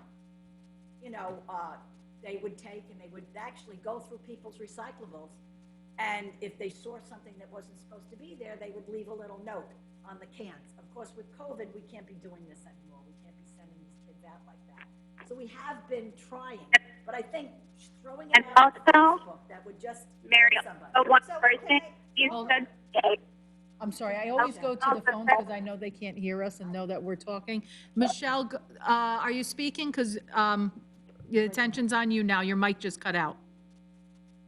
yes, I wanted to add that Elise also had relayed that we pay for every resident to recycle. So if they're not recycling, we're actually losing money, which I don't think many people understand. I feel like if it was more known that, we're paying for you to recycle, then more people would try it. That's why we actually pay per household for recyclables, but done by the tonnage that we drop, we get a recycling grant back. If people aren't recycling, we're not getting We're that not getting tonnage money. grant back. That's why Elise said that high school in Cheesequake, she would like to know the amount that's being recycled, because we're recycling it. It may be in Old Bridge, but we're recycling it. So it means money back to us that we can use, for different things. So I think what I'm hearing then, ladies, and I'll say ladies because you guys have been pushing, getting this topic out there. I think what we definitely need to do is we need to come up with a social campaign, social media campaign. I know East Brunswick on their township page, they've been very deliberate and putting that out quite a bit. They'll actually put a few of those images out and say, hey, did you know you can't recycle me, but you can recycle me. So let's reach out. Dan, I'll ask you to reach out to the communications director and work together in order to bring a much bigger social media campaign and an awareness campaign about this specific issue, and work with Elise in order to make sure the information and the content that's going out is easily digestible, accessible, and understandable. So I think those are. Can I ask one other thing? The example with the pizza box that you had given, is it that much are people doing that? Because I know that that's not, but people are doing that. Can we do a simple partnership? It may cost a few bucks, but ask our pizza people, our pizza parlors to put a sticker on their box saying, do not recycle me. I'm not recyclable. And some of their other containers too. I mean, that just might be, if it does cost us money to get the greasy pizza boxes out of recycling, so we're losing money anyway, maybe divert it into not having that problem to begin with as a educational, bridge that gap. Yeah, it amazes me how, this minor might not be, you can have a plastic cup and they all look alike, but until you go and you look at the bottom, like Oh, this. I can't even see those. This is a 6, this is not recyclable. See, like I said, Well, I this have- is and this is not. Yeah. So I didn't know But that. there are cups that's why I have to look at every freaking cup, because there are some that might look just like this, to me, but there are one or two, and this is not. So And the tops on your plastic bottles. So I definitely. I learned that in school. The schools did a whole big thing. They wanted they a do board for murals. their recycling thing. That tops on the plastic bottles. Thank you for indulging me on that. I think we beat the recycling Yeah. horse to death, but I definitely think we learned a lot from it and we have a direction to go. So an awareness campaign is definitely something that we need to look at, and I agree with you. So that brings me to my report. Real quick, just like everybody else said, Stanley Droll and the rest, Ken Kelly and Rich Kosmuski, very nice job with at least a small 4th of July celebration that we had. My hats off to our fire trucks and our fire department, because we may not have had fireworks, but we had the largest flag displayed over here for the beginning of that, and I have a beautiful picture of it. That raising was very, just inspiring, and at least for that couple of minutes, you felt that sense of pride. So I appreciate that. One last thing I wanted to say, our municipal buildings, our employees are back. after what was a very scary time for a number of months. And I think that all of our employees deserve a giant thank you for how they really continue to work through a tough time. Our buildings were closed, but our employees, while they may not have been on site, worked through that time, whether that be virtually from home, whether that been from answering telephones. Some of our departments, though, did not have the opportunity to work virtually. Our water and sewer department, they were on site all the time because they are in the field. Our sanitation employees, they were there making sure that your garbage got picked up. And what people did not know behind the scenes was how important it was and how many meetings we had through department heads to make sure that our employees felt safe and to make sure that we were doing the best that we could to protect them from this virus. And we really took that job very, very seriously. The council, myself, Mr. Frankel, our police chief.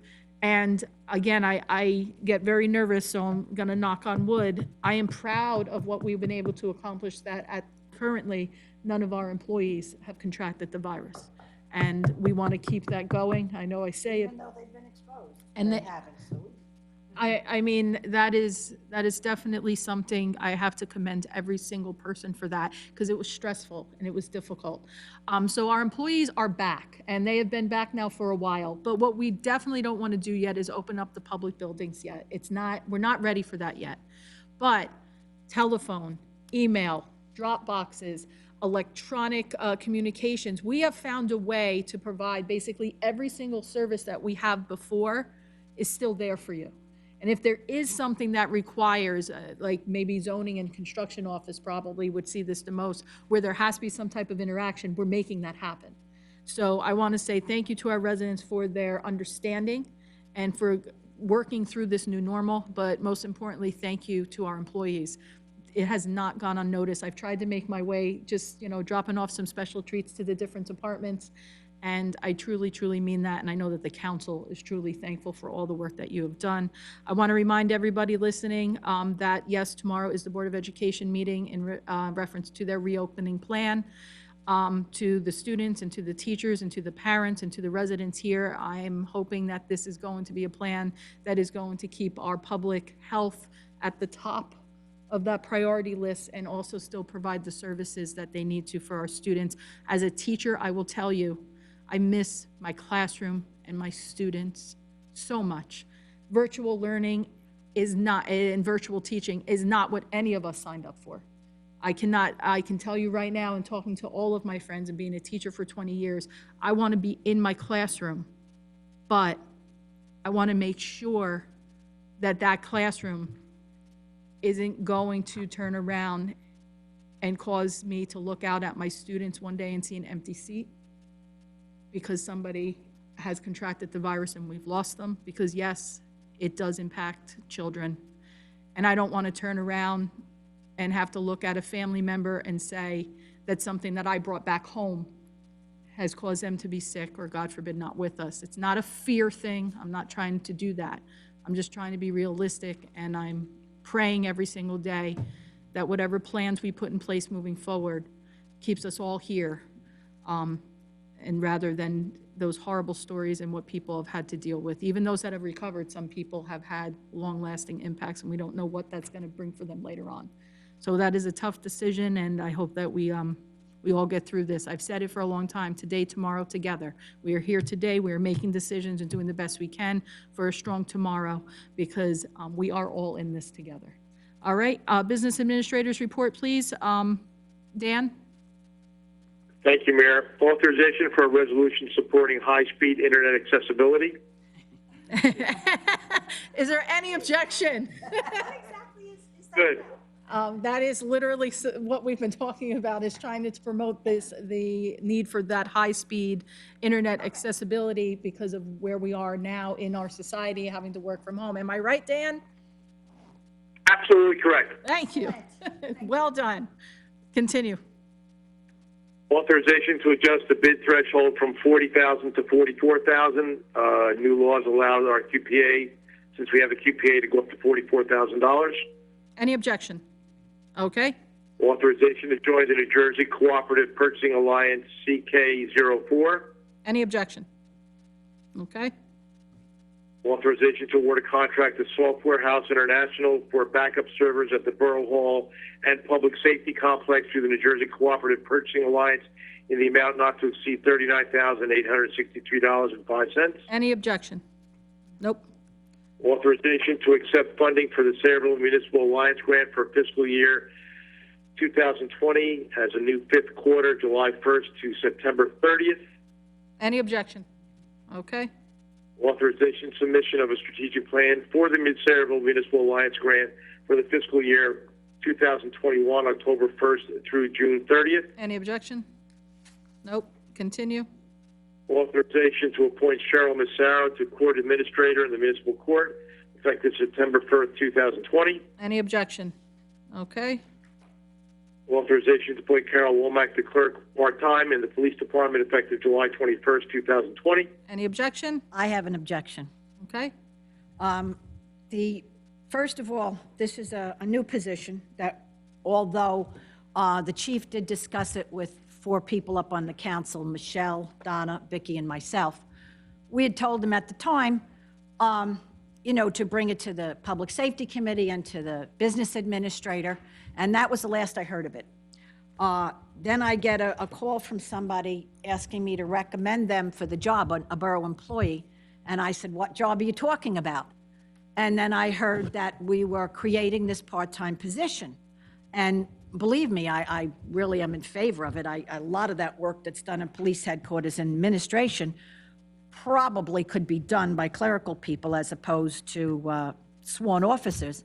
But unfortunately, in the past, the chief always felt that since it's so confidential, he really wanted the police to do it. But he has since changed his mind, and I'm all for that, but we've never really discussed it as a council.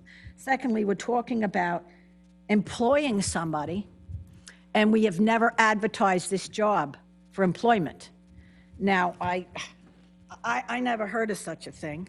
I was told multiple times that this job was in fact advertised, but I got a text message from the director of personnel, or whatever her title is, sorry, Becky, and she told me that they never did advertise for this job. Of course, the attorney told me that technically it doesn't say you have to advertise in the borough ordinance. But the borough ordinance does say applications, that they should be. We changed this back in 2012.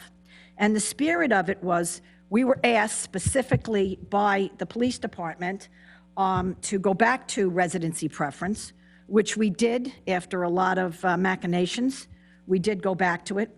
And it specifically says in here that all jobs will first be offered, whether they're new or a vacant position that somebody retired or left.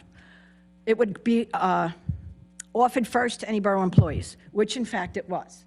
According to our head of personnel, it was published or posted in public buildings. But it was never put online, it was never put out to the general public, and it couldn't even be seen by anybody in the general public since our buildings are closed. All of a sudden, we have an application that for this position for somebody from North Brunswick.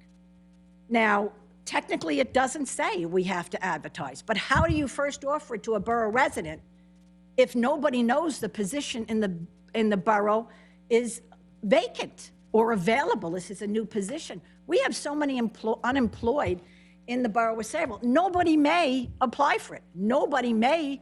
This girl, from her application, appears to be quite qualified. But how do we know we don't have somebody employed in the borough of Sayreville that isn't just as qualified? And this does not meet the spirit or the intention of this ordinance that clearly states it must be offered to borough residents that are qualified first before and we have, in every other department, we have applications received in the clerk's office.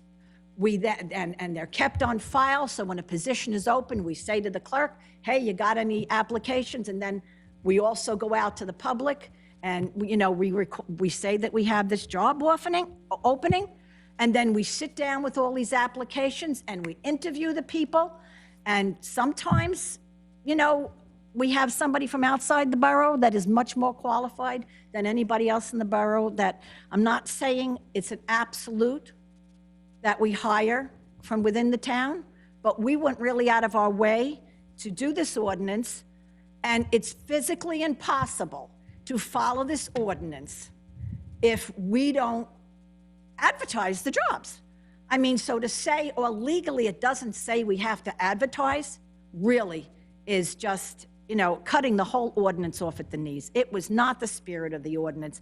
It was not the intention of the ordinance. And I would like to see this pulled until we do advertise it properly, we get applications in, and we go over it. This woman, excellent, excellent qualifications, and we may not get it, but I really like to follow the protocol so I can sleep at night knowing that when I ask for this ordinance to be written, that it's being followed by every department within the borough. Thank you. Thank you, Council President Novak. I too questioned this authorization in order to move forward with this hiring. And I did go to the same person that you did. That's our personnel director, Ms. Gorbowski, to ask about whether or not the hiring, or I shouldn't say the hiring because we haven't hired anybody yet because it's on here, but the process for advertising and for going about this, that it was handled appropriately. And she responded to my inquiry with the following email. Hello, per our conversation. Currently, we post all vacancies in-house. The majority are entry-level positions. We accept outside applications for these posts. We usually have a good pool of applicants due to the internal posts and from random submissions throughout the year.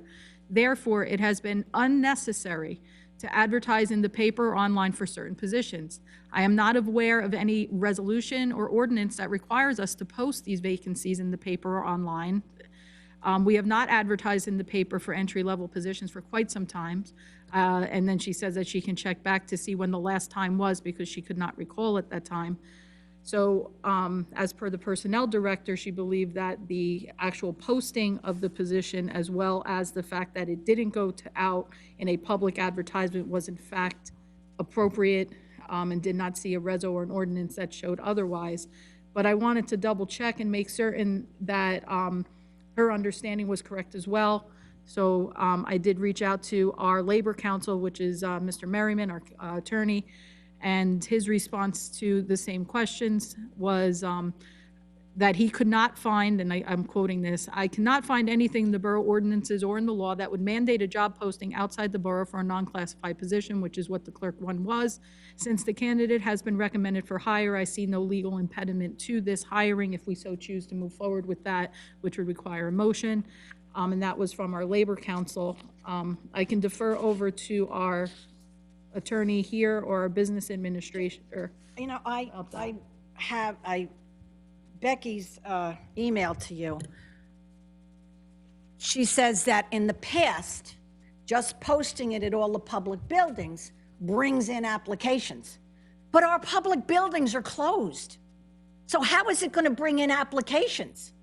Well, I guess it did bring in an outside application because this person doesn't work in the borough.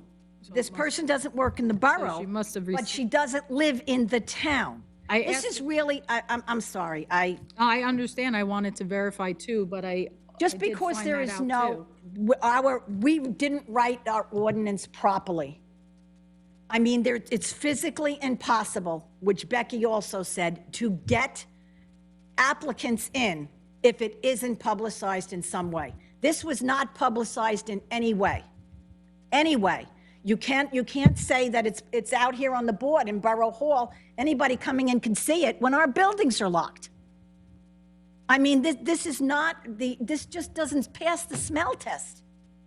I hear you. That's why I questioned it. I did get the two, I wanted to make sure that we were You're moving telling me forward that you appropriately. honestly feel, Vicki, that this is in the spirit and the intention of our borough ordinance? Well, that's why I reached out to two attorneys and. No, they said we're not legally obligated because it doesn't say it, doesn't specifically say And that our we practice, must. and that our practice hasn't been to do that in quite some time. Because our postings in the buildings would draw in applications. But currently, our postings in the building can't be seen by anybody other than borough employees. Again, I reached out for this specific Okay. reason. I wanted to make certain that we were following legally what we needed to do. I don't That's wanna right, we are ever- following legally don't- what we did because we I don't ever want to put our borough, I don't like attorney's fees, you know? I don't like paying that out. So I wanted to make sure that the way in which this made it onto our agenda was accurate, correct, and legally sound. Okay, I make a motion that we pull it from the agenda right now. I'll put it in a motion form. If nobody seconds it, fine. Nobody gives a crap, that's fine. And to move this forward, we would have to make a motion to accept that authorization then? Okay. I don't hear a second, so, I'm going to second, just to find out more about how this works, because I don't feel informed enough to make a decision either way. At this point, knowing what I do know now just leaves more open questions. So, what are the implications? Does this not get filled now? Because, Right. But now we go and publicize it. We could fill it at the next meeting if we just did it properly, and then there'd never be a question. So right now, we will go ahead and publicize it on our website so that we can address it at our next council meeting, which will be in a month. I don't know that answer yet, but I just want to make sure that I understand what this position is for, real quick. I just want to make sure that I understand all Well, that that's before another I thing. go. So- Most of the people sitting up here don't really know what it's for because So- it's never been addressed publicly. I'm going to throw this one over, I'll actually go to Councilman Conti. This is a public safety, this is for the police department, so it falls under public safety. Councilman Conti, do you have any information on that, or I can defer over to Dan Frankel, I'm assuming, about what this position is for? I think I have an understanding of it, but Councilman Conti? Yeah, I would say that Dan would give you a more comprehensive overview of the position. So I'd rather defer to him. Yeah, I apologize, I just didn't want to, I know that we weren't there when we went. I did speak with the chief about it, and yes, officers have been performing the function, and we'd much rather use those officers for more valuable functions as opposed to the clerical work that this individual would be doing. If my mind serves he's me, got- if my mind serves me well, ahead. going way back to when we had our introduction with the police department, when before COVID, we get invited every time, right after election time, to go and meet with the chief and to actually go through a training to understand the police department, the different things and the workings there. So when we were leaving, I do remember, I believe it was Captain Kiernan that had put together, I remember the folder was like a brown folder. And it was a very comprehensive explanation as to why they needed this additional help. It's basically to handle, from what I understand, discovery work, which has to do with paperwork and everything from, I guess, investigations and crimes and this and that, and that. It's discovery that lawyers request. This lawyer's request. And over the years, as the laws have changed, that work has gotten very cumbersome. There's a lot more involved, and the officer that they currently have doing this, it's taxing. So the police chief had put to us all the way back then that they really needed this position. And I still believe that I it's still far more believe- cost-effective to go in this approach. I agree with you too, because when a part-time You realize individual- that it's not, So, I mean, we're still going to be paying that officer that amount of money. So one of the things that you had mentioned, that in the past, he wasn't comfortable with moving towards somebody with that type because of the type of, what's the word I'm looking for? The confidentiality of the Confidentiality reports. of the paperwork, but he has since changed that position, and I feel that he's very much in need of this individual. Mr. Frankel, am I correct? Please add if I've lost or forgotten anything, so that, It's very sensitive information that the police have to trust this individual to work, whether it be there's digital cams on these officers now. There's things the lawyers are looking for. It's somebody who has to be trained in the field. It's somebody who is not going to be trained walking off the street. This person has to be experienced. So it's not an entry-level clerk position, although it's paid like an entry-level clerk position. And it has been done by our police officers for a few years now. And the chief has decided that he would like to hire somebody on a part-time basis at substantially less money than a police officer. And they feel confident that this person that they interviewed is the right person that they would like to try on a part-time basis. So that's where the recommendation is coming from then by the police department, by the police chief, that they're looking for this clerk at this time because they're in need of this position to be filled, and they're bringing it to us to vote to either say yay or nay. But there is a motion to table this until another month, until It's our not next. really tabling Oh. it because there's nothing up here. I'm just asking that That is this be pulled put from the off agenda. until we can follow proper protocols so we have people that we actually are interviewing. But for the record, and I want to say, because I don't want people having that feeling that this wasn't done properly, as per our Right. personnel director and as per our labor attorney, I'll ask Mr. Dupont also to confirm that this is within our rights and it was done appropriately based on Well, what we know. let's be legally. careful, because what she said is usually when she posts internally, she gets applications, but because our buildings are locked, that didn't happen. Well, Might I recommend, because this is a special situation, it normally would be public because the doors would be open. Because we're in a pandemic, we want to handle this just a little more openly than we normally would, because what we did was in line with what should have been done, and everything was done properly. However, to give the benefit to our Sayreville residents, we will publicize it with the methods that we have available to us now to ensure that it's properly publicized. And if candidates that meet or exceed the requirements of the existing candidates exist, they will be considered. If not, we will go with this That's right. recommendation. And Would it's that only going to be, that can all be accomplished before the next meeting. So what we would be. I just have one other question, just so I understand this. Are we going to take that patrolman and put him out on the road? You can talk to the police chief on that. That was. Well, you don't know? You're recommending this, and we don't know if that's The actually... police chief is recommending this. Okay, but we have to vote on it, and that's a very important question.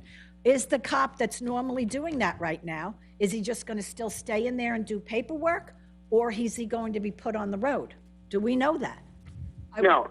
So the chief did say that if it's an individual that needs to have reduced duties due to certain circumstances, he'd like to be using that individual for other services, more valuable services that aren't necessarily hitting the road, but services that he could use that officer at that skill level to do rather than do this clerical work. Did he give you So any that's what ideas on that's what he that told me would be? today. Did he give you any ideas on what that would be? Yeah, something to do with the evidence that comes in, traffic studies that are going on. Well, that's done by, You know, I wait a minute, stopped wait a them at, minute. at just a That's- couple, but we have a we've got other traffic things bureau. for them to do We beyond have that. an ID bureau that handles all of that stuff.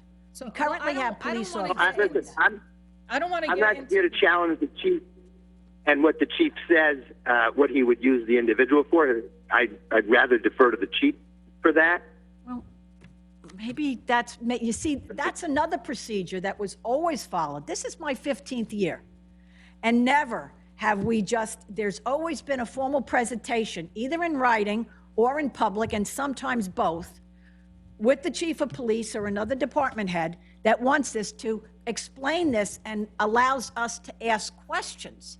That's our job to ask I have questions. not had that formal of a presentation with the Really? hirings that we have done in the The past. chief used to come in here at all the meetings and make, the mayor No, would call him up and ask him what he wanted. We've done a boatload of part-time hirings, and I have not seen a pomp and circumstance to that effect of the whole. I just think that, listen, a motion was made to turn around and pull this from the agenda, and it was seconded. Here's what we need to do. So we need to call a roll call. If we pull this from the agenda, if you guys vote to the affirmative, then that means that this is going to get pulled off. We're not going to do the hiring now. The hiring will get put off to whenever.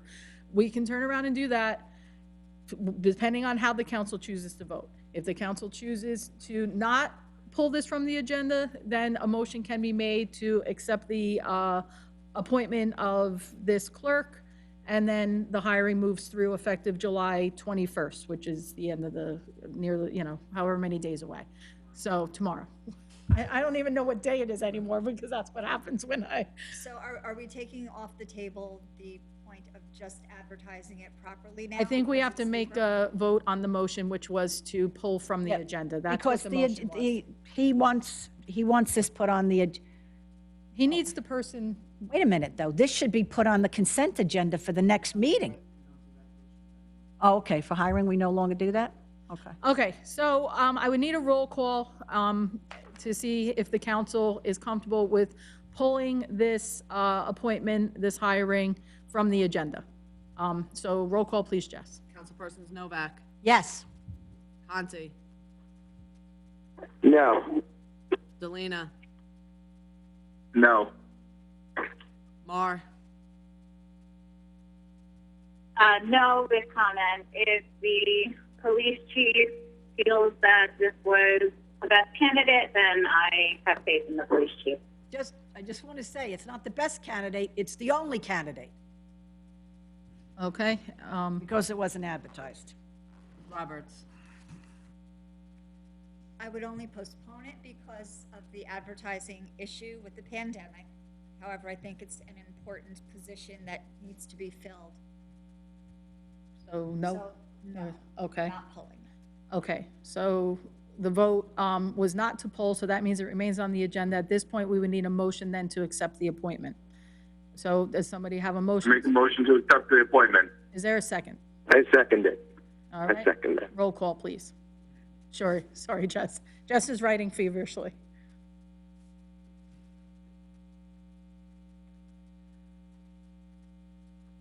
Councilpersons Delina, Yes. Conti, Yes. Mar, Yes.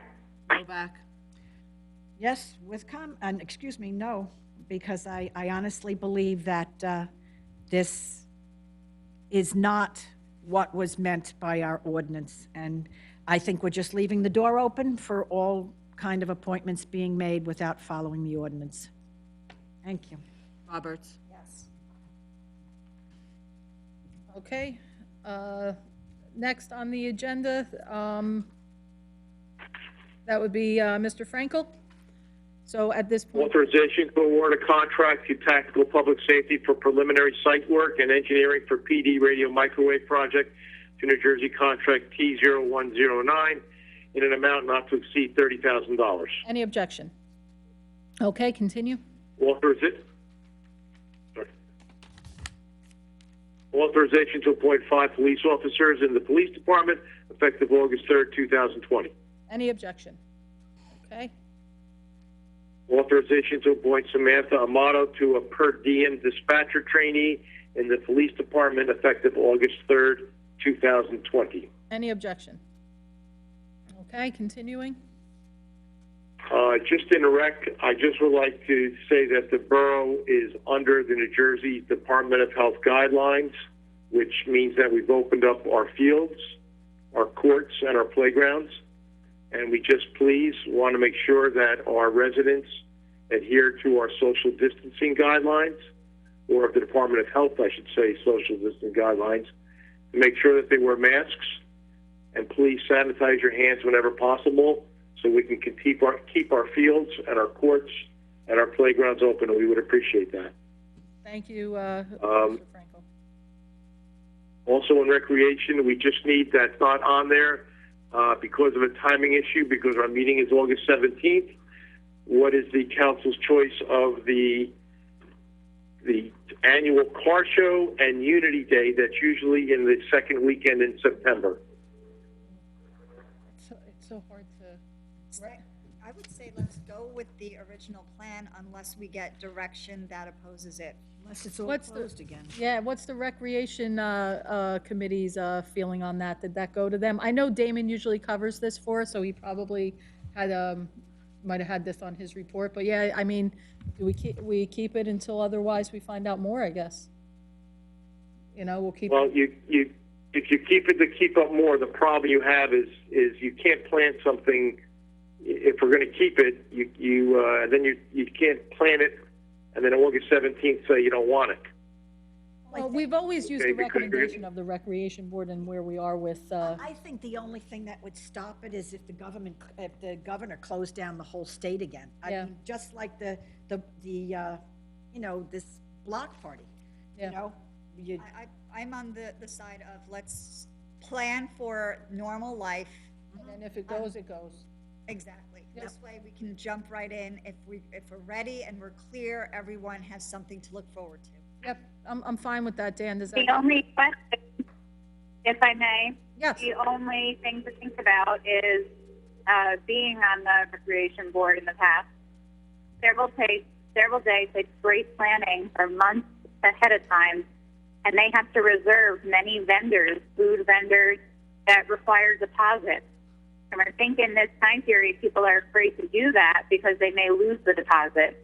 So that's something to consider. But isn't that their decision? We're just giving them the right of way to do so if they feel that they wish to proceed. They can change their They mind. can change their mind. We're just telling them to do what they think is best, and Exactly. plan for it to be, and then just hopefully our numbers will stay low, and the governor will just leave us open. We all have to stay flexible in these times. Yeah. I think we'll end up getting, information from Jerry to see how he's doing with that planning through the rec board, and if there's things that, and the centennial on and we have our centennial committee moving that forward too. Our centennial, celebration, which has moved now, how many times, Nicole? Just 2 times. We were planning for September 26th.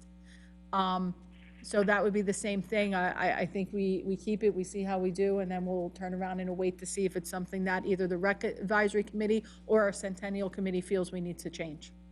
Depending Why on, don't you not require a deposit, like they can sign up and they have a certain amount of time to Beautiful. yeah, that's perfect. Well, do the deposit. yeah, You know, that's give them fine. a deadline, you can register and then, but you have to pay your deposit by this time. I'll leave that to Jerry to turn around and affix those dates and those times, okay? So, Mr. Frankel, was it Jerry that had asked to have us put that, up for agenda discussion, or are you gonna touch base with him with Yes. that? Okay, so. No, that was Jerry. I'll touch base with him tomorrow. Okay, so, he has the go-ahead, the green light here, it seems like, from the council to say, keep the date and keep us posted on how he's doing as far as planning and what he's hearing from these vendors, and if we need to cancel based on their recommendation, then we do so. Okay? Good. Perfect. Okay. Okay, thank you. Water and sewer, then? Authorization to execute a memorandum of understanding with the Township of Old Bridge Police for patrolling the grounds of the Vernal water system. Yes, can you explain also what's on the agenda for Old Bridge in reference to this? Okay, so there was a joint meeting between people from Sayreville and from Old Bridge. We've been having a great deal of difficulty with our security at Vernal, which physically is in Old Bridge Township and other municipalities, but mostly in Old Bridge Township. We've had trouble with ATVs. We have trouble with people trespassing. We call police. We ask them to come in. The police have not wanted to come in very often. We have people have even driven a Jeep into our lake. It's becoming more and more difficult to patrol, more and more difficult for response. So between the 2 municipalities, we had a meeting, and the result of this meeting would allow even our police officers to come on the grounds of Vernal, if necessary, to do a joint effort between both of them. Also to use joint supplies, resources such as ATVs. Also, they're going to go ahead and do some non-parking on streets that are on the outskirts of Vernal, and to do a joint force between both municipalities of how we can help protect our water resources. That's the memorandum of understanding. Thank you for that. I know some people might think that we're talking about the water sewer treatment plant. We are not. This is not what is located on Bordentown Avenue by the S-turns. This is located in, like you said, mostly Old Bridge, Spotswood, some of that property. So, Is there any fee going to be involved in this? I'm sorry, I didn't hear that. Is there any fee gonna be involved in this, since Old Bridge would be, I mean, I'm just asking. Does Old Bridge want to charge the borough of Sayreville to go in and do this? Or is it more like we get permission from ShopRite to go in and issue parking tickets? We need their permission to go on private property? Or is this something that Old Bridge is going to expect payment for? Old Bridge is not expecting any payment to use their police. Okay, thank you. Thank you for that clarification. Continuing? Any objections? And in the spirit of No, okay. And in the spirit of that, authorization to execute a memorandum of understanding with the Township of Old Bridge Public Works, along with our recycling, our green team for Duhernal water systems cleanup. There are people who do use Duhernal for a walk, for fishing. Should they? No, it is trespassing. Do we work with them? Right now we're trying to be good neighbors also, but there is a tremendous amount of garbage that is left by mostly, again, Old Bridge residents. This meeting, we also had a memorandum of understanding. We agreed that the Public Works Department, through the mayor's effort of Old Bridge, would be willing to work with our recycling and green team to spend this Saturday, July 25th, and have a couple of resources and clean up the lakes and the dam area of all garbage and trash that's there to help beautify the area. It's great cooperation between two municipalities. And people have to realize that for the longest time, I mean, I used to swim down there. I lived in Old Bridge until the time I got married and moved to Sayreville in '75. But I mean, that was a recreation area for Old Bridge or anybody, but Old Bridge kids, they used to swim there. There were picnic tables. So people don't understand that it's no longer part of Old Bridge. It's actually our water resource. Thank you for that. Yes, times change. Yep. Continuing on, Mr. Frankel, do you have anything else to add to your report? That'll be it, Mayor. Thank you. Thank you very much. CFO's report, Ms. Biancamano? Mrs. Biancamano. Authorization to amend the 2020 local municipal budget for 2021 pedestrian safety grant in the amount of $23,160. Very exciting again. I love that word grant. Okay, excellent. $23,000 again through our grant writers. Nicely done. Any objection to that? Didn't think so. Anything else, Ms. Biancamano? Nothing, Mayor. Thank you. Thank you very much. Borough Engineer, Mr. Cornell? Thank you, Madam Mayor. 2 items this evening. First is the Hercules Village Road project. We had a change order for work that was discussed by the council for the milling and paving of Deerfield Road and Glynn Court. So we're adding that into the Hercules Village contract to get that work completed. So we need a resolution approving that change order. Okay, Jess will take care of that. Wonderful. Anything else? Second item is second item is the Place at Sayreville, which is an affordable housing project behind the senior center that was just approved by the planning board. They need to make applications to DEP for various permits, so we need a resolution authorizing the mayor and our office to go through and sign those permit applications. Yes, and this is an important project because this is part of our COA obligation. So any objection with that? No, this one's a part of our COA obligation. This is our 100% housing project that without it, I don't know where we would fought find that and fought that and fought Fought that. that. And we lost that. these. So, what's that? The COA obligation, we didn't want all of these. Oh, no, we didn't want all of them, but. I certainly don't want them, but this is not the time to argue at this point.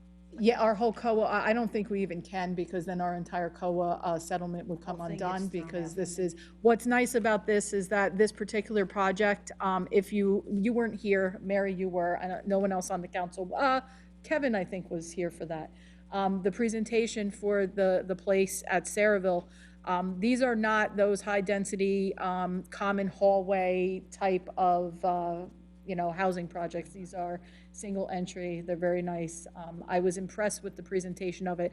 I would love to turn around and say, I don't want any housing. At least we reduced what would have come through here. Thank you for that update, Jen. One footnote is, I do oppose the fact that there are apartments that are going there. They're not condos or homes. No, they I are. understand. No, that's not true. That's not true? Or No. Maybe I'm getting that. Jay, these are, How would you describe them? I mean, they're not the apartments, they're like a townhouse. They almost look like Main Street townhomes, in a way, the way that they are actually visually presented. That is visually, they are apartment units, but visually, you're correct. There's a 3-story building. Each unit has its own separate outside entrance, so it's not a common hallway like you might have in an apartment complex. It doesn't appear to be a townhouse unit, but they are rental type units. They're rentals. That is rentals, more rentals in town, means less people that are directly related to their own property taxes, which makes it very difficult to show the consequence of all of the actions. So, that's really what I'm sorry to interrupt, but this is something that we have to do and have to move forward with because it's affordable housing. It's 100% affordable housing. Yeah. And we approved it the other day at the planning board meeting. The design is beautiful, and it's definitely something we need to, keep in mind. And I understand that you have concerns with it, but at this time, due to past circumstances, you really don't have a leg to stand on. And this is our 100% affordable units, which we are marketing with a veteran preference component to it through the group that is actually building the place at Saraville. And I'll also add that under our COA obligation, there was a certain stipulation of the number of 4 rent and 4 sale units that we needed to comply with under the law. So I understand where you might say, like, we don't want to have those, but we were hamstrung by the law about what the percentages were with the number of units that we had to have within the town based on that 4 rent and 4 for sale, for ownership type of units. So it was, listen, how many years of my life was sucked away on that? Any objection? Many. Just one more note, Mayor. As a realtor, you are obligated to build affordable housing when you do any type of new construction, and we should have done this years ago. Why it got delayed all these years is questionable to me. But the aspect that I like about affordable housing is a first-year teacher making $50,000 qualifies to live in these, and when that teacher goes over the amount, the bar that is set, they are not kicked out, they can remain. So it would be a mixture of varying incomes of people. I appreciate that very much, and I'm impressed because, yes, the affordable housing is something that first-year teachers, kids fresh out of college in entry-level positions, these are the houses, these are the types of homes and rentals that these individuals would be in, and, so you understand it, I get it. The only thing that I object to is that all for affordable housing, we need that. It's the fact that it is both high density, which to me, living with the shared wall is borderline high density. And the other is that it's affordable housing, but it's an apartment. It doesn't gain someone their financial foundation and financial roots in a community as much as an owned home, a condo, or a townhouse. I will be going okay with this, but I just want to voice my concerns and disappointment that we have to approach it this way. I don't think it's good for a town like Saraville, and I don't think that's where we want growth to go in the future, and I will go kicking and screaming and digging my heels in every chance I get on this. Very good, but I'm very proud of the fact that now with the planning board that we do have, hopefully we'll never find us in that predicament again that the previous planning board had put us in by allowing a lot of developers to come in here and not put any affordable housing in, which turned around and made our affordable housing mandate and numbers so exceptionally high when that bill came due. So Kevin, I know you're on that planning board, so keep working hard to, make sure that that's the direction we go. I'm proud of our planning board now and the leadership that's Absolutely. there. I don't think we will have any issues moving forward. We have the proper members in place who all have the same beliefs in accomplishing the one goal, which is to ensure that we never have the mess that we had last time. Absolutely. Thank you for that. Can I just make a point? Go ahead. I want to beat a dead horse. I know, well, it's like the recycling, but with apartments. There we go. The same developers that were allowed to build with no affordable housing component and never put in, because our planning board attorney never put in the ordinance where we could at least have them pay, so that we would have the money to build it ourselves. All of these things did not happen. And the same people that got away with murder all those years turned around and took us to court because we weren't doing the affordable housing. And that's how this whole thing started.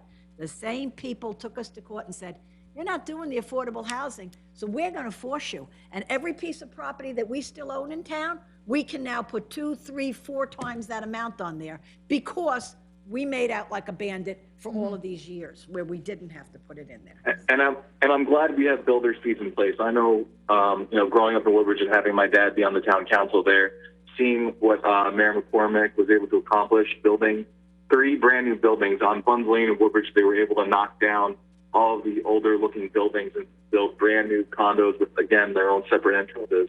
And that was because they've been charging builders fees for the last however many years. So, and I'm glad we're moving in that direction. Now, thank you for that, Kevin. Okay, anything else, Mr. Cornell? That's it, Madam Mayor. Thank you. Thank you very much. Borough Attorney's report? Can I just? No report, Mayor. Jay, may I just ask one thing? Are we looking at closing out Pulaski Avenue at the next meeting? The contractor still has some punch list items to take care of, so hopefully it'll... Okay, we lost you. Okay. You just cut have out a little Optimum bit, too, but. All We lost right, part of you. and let's see, no reason for executive session, correct, Mr. Dupont? That's correct, Mayor. Thank you. We'll open to the public then for any and all comments or questions. Please press *9. Mr. Rittenhouse, we'll start with you. Name and address, please. Arthur Rittenhouse, 33 Delacat Lane, Sayreville, New Jersey. Yes. I've got a few items. Unfortunately, my Wi-Fi gave out during the council meeting because I had wanted to talk about something on the bill list, which I will now. The bill that Councilwoman Roberts mentioned, I'm just curious. There, Mary, you were worried about people putting out the bid. I don't think that went out to bid to get other people on it, but I'm more concerned about the bills. I have a purchase order that was paid for $4,500, and now tonight you approved $2,500. Now that's $7,050 for May and June. This was supposed to be $2,000 a month. Don't know who approved the additional money.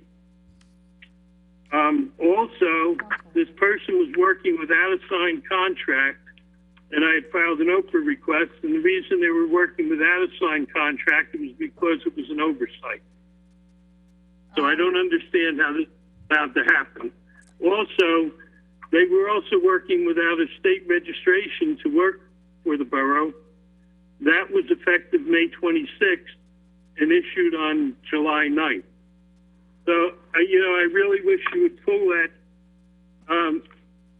bill that you're going to pay and look at the whole thing. It was supposed to be $2,000 a month, and it's being overcharged. And we've done 2 months' worth, and we're over $7,000. Ms. Frankel, anything on that? I will look into it tomorrow, and I will get back to Mr. Rittenhouse. Okay, thank you. All right, Anything else? next thing, oh yes, couple of things. My favorite topic, Fulton's Landing, which is no longer Fulton's Landing. And nobody seemed to know that they changed the name to Main Street South, Roman numeral 1 and Roman numeral 2. I did some research, and that name was changed conveniently within a week after Fulton's Landing was approved. And I don't see any, I don't, Mr. DuPont wasn't aware of it.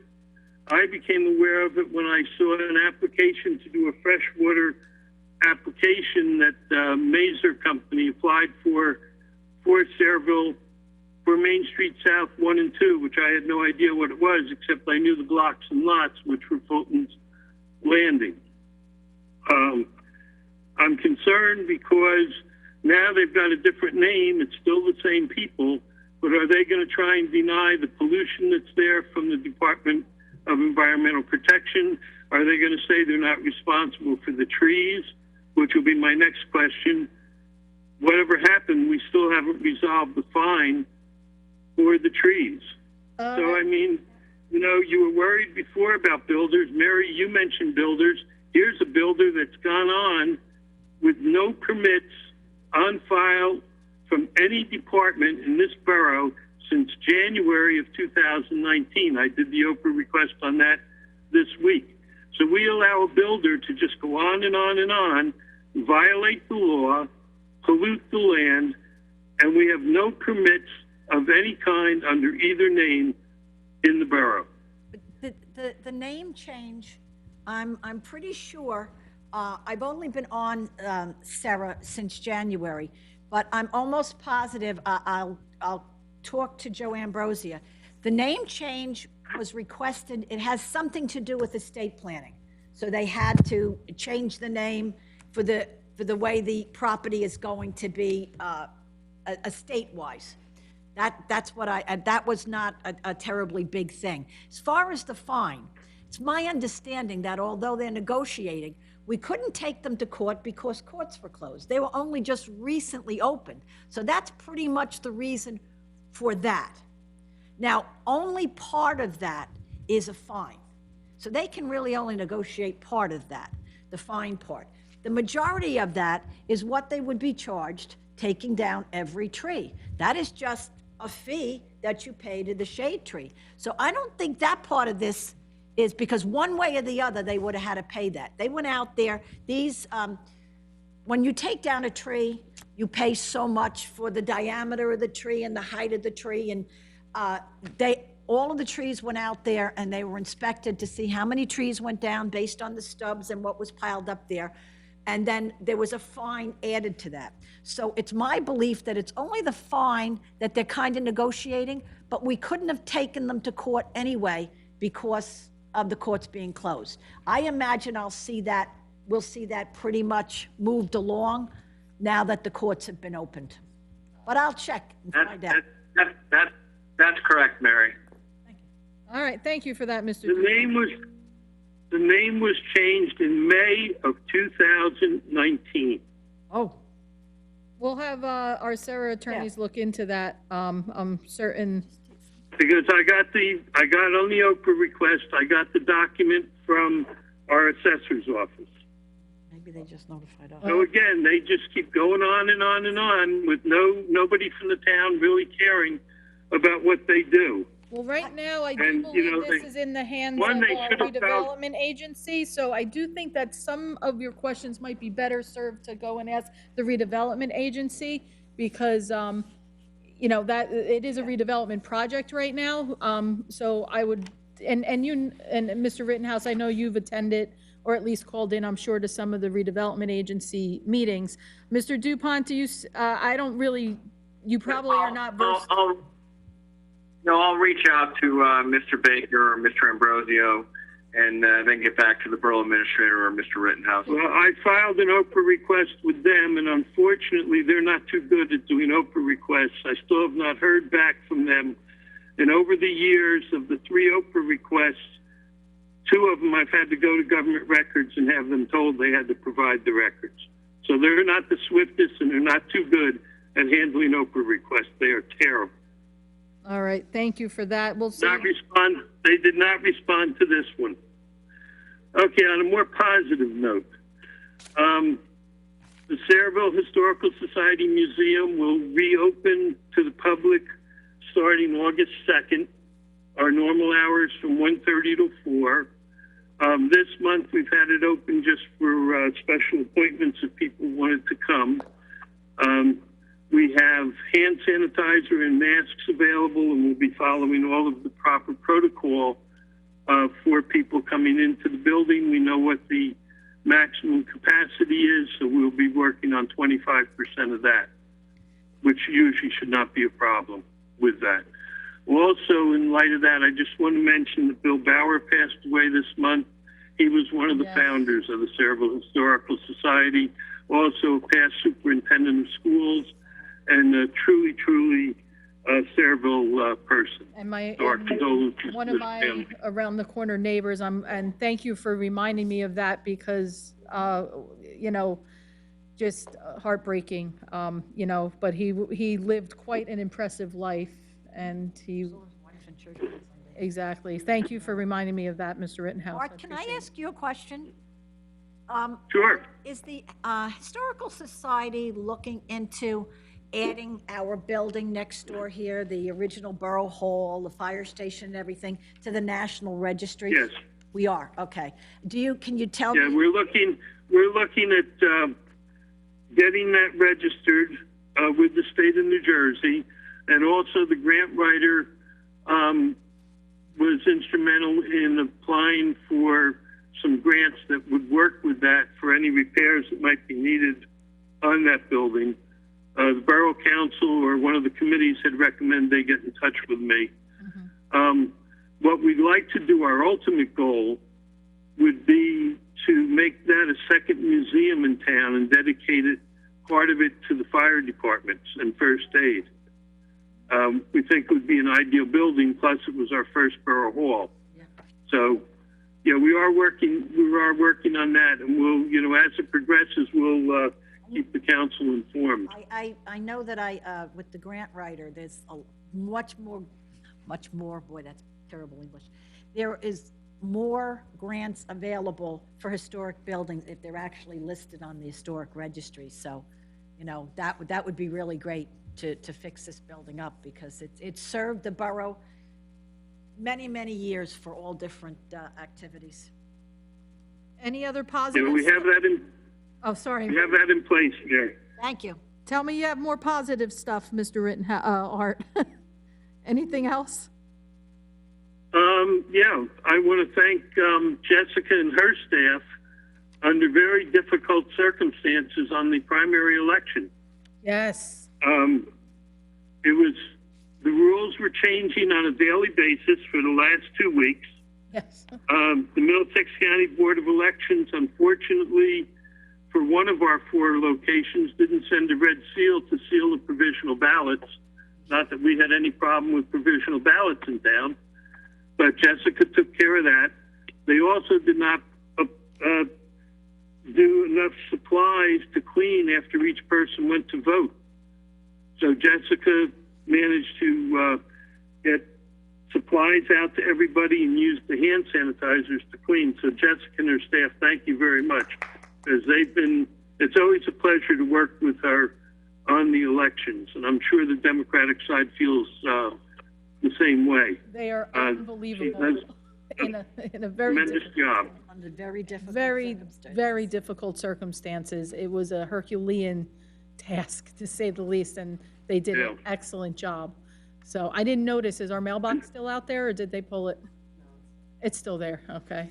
So, And anything, unfortunately, we have a local resident who's in a primary race, and we will not know until at least the 24th the results of the election. It's crazy. yeah, I know. But again, thank you, Jessica, for that. And that's all I have for the evening. Thank you. Thanks. Hey, Art, next time I want you to sandwich positive, other stuff, positive. So I positive, other, so that way we get that positive sandwich in there, okay? Well, I get rid of the negative stuff first, and then we end with the positive. You want the bad news or the good? Sounds good. Thanks, Art.